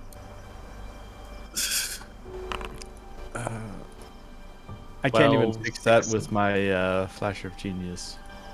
Nope. It's oof. Am I rolling multiple times? Did you accidentally double click? Nope. I also see Vladimir has a bunch of gibberish text up there. And now it's back. Oh, now I have the inaudible Yeah, and select invisible yourself. stuff as well. Hey, now I can actually see everybody. Yeah, it's because our stealth was dog shit. Okay, so And- 7 of you need 4 or more. Sorry, well, at least 4 of you to pass. So Etheria succeeds. Oh, hang on. There we go. I think we Etheria squeaked by. succeeds. Vladimir succeeds. Reader just about scrapes by. Dejar succeeds. Vellum fails. Sayun fails. Okay, so Oh, really? We got our 4. yep, you got your 4. Okay, Barely. you see. There we go.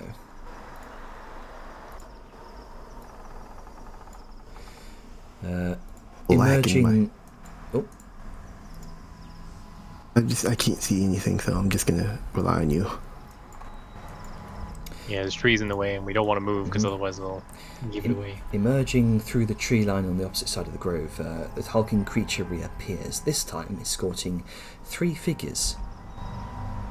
Three human men, draped in dark leathers. Their bare arms and torsos heavily tattooed. Their eyes kind of dart nervously towards the massive creature behind them as they make their way up to the stone stairs leading towards the archway. Oh, they're so gonna be sacrifices. Or they could I be a wish they Scythian did. Brotherhood delivering a shipment. That, and they're going to be sacrifices in the end. You can see You don't know. two larger men, broad shoulders imposing, carrying mauls strapped across their backs, each one gripping one end of a reinforced chest between them.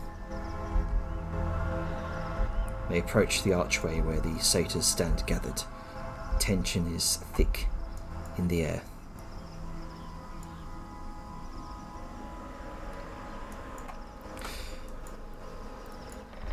You said you broke from your familiar sight, right? Yes, had it come back. Oh, yeah, you've come back with the sight and sound, yeah? No, Ah, okay, I had it come back. gotcha. I broke the focus because of the realization and had it come back to me.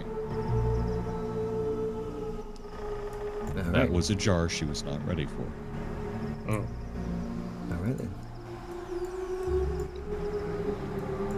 Unfortunately, as great meta knowledge as that might be, she's not able to do whatever or see whatever.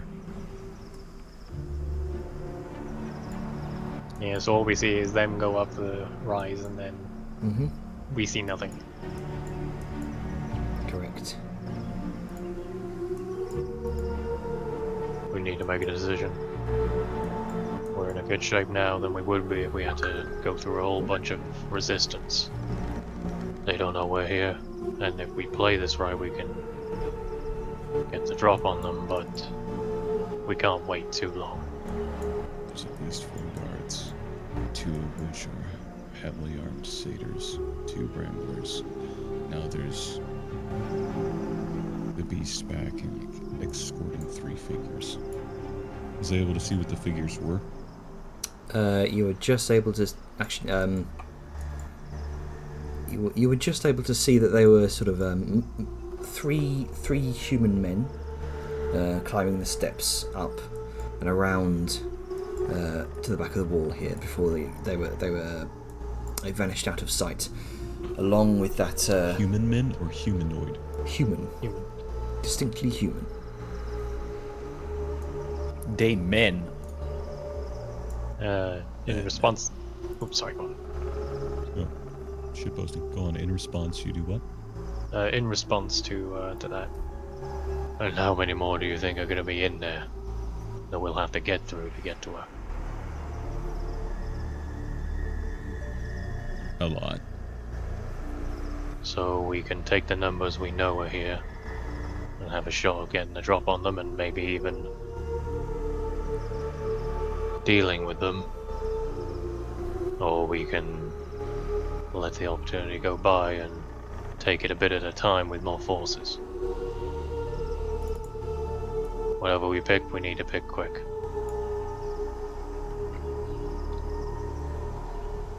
Also, I don't know if it was noticed by everyone, but in the text chat, Vellum laid out a rough idea. I did not see that. It's just before the There you go. self. I see.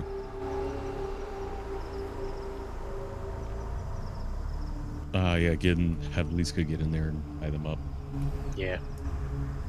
Because then she's the focus of Try. attention while we all come after them. Our ranged folk can bip them as we go and try and keep them from escaping.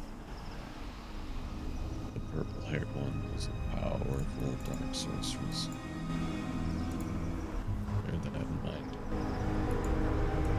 Understood. Oh, I mean, if I know Sao Yun can possibly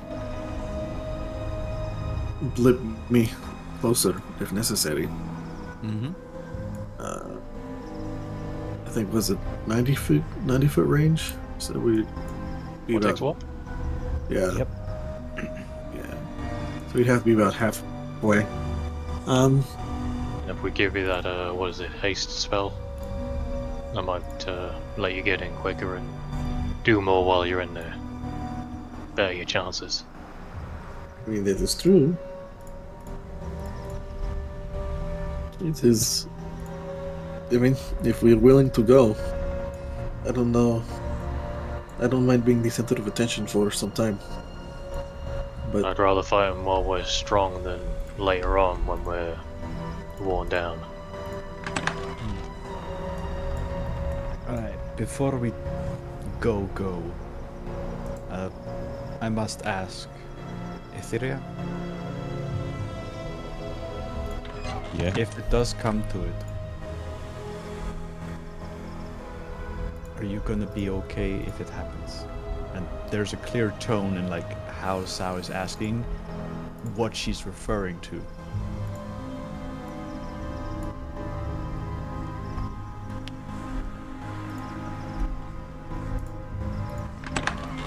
I have no choice at this point but to be. And whether or not I'm happy with it really doesn't matter. You're trying to feed an egg something. Grow this grove, have a family. If they achieve that, it could lead to the entire end of this entire forest. Not this little grove, or this patch. Some kind of catalyst that can destroy all of Tanzania. Well, What you like and what you want doesn't matter. Just serve the grove. Bet she's gonna grab her bow, sort of grip on it. Are we going or not? Ready when you are. ready. Going. How do we start this then? She looks to Bellum, who initiated the idea. We get as close as we can with what cover we've got. Then it's all going to be hitting the fan when the spells are cast on Liska. At that point we charge in. Focus on dealing with the casters. You said they're dangerous, so we can't ignore them. Is everyone clear on that? Got it. Right, let's not wait too long then. Alright. I'll be ready to move Liska forward in position. But the moment Second I do, Dajar gets her haste off, you send her in. yeah, but the moment I do, I am gonna be speaking out loud. That's what I meant by hitting the fan. Got it. Alright. And Let's move.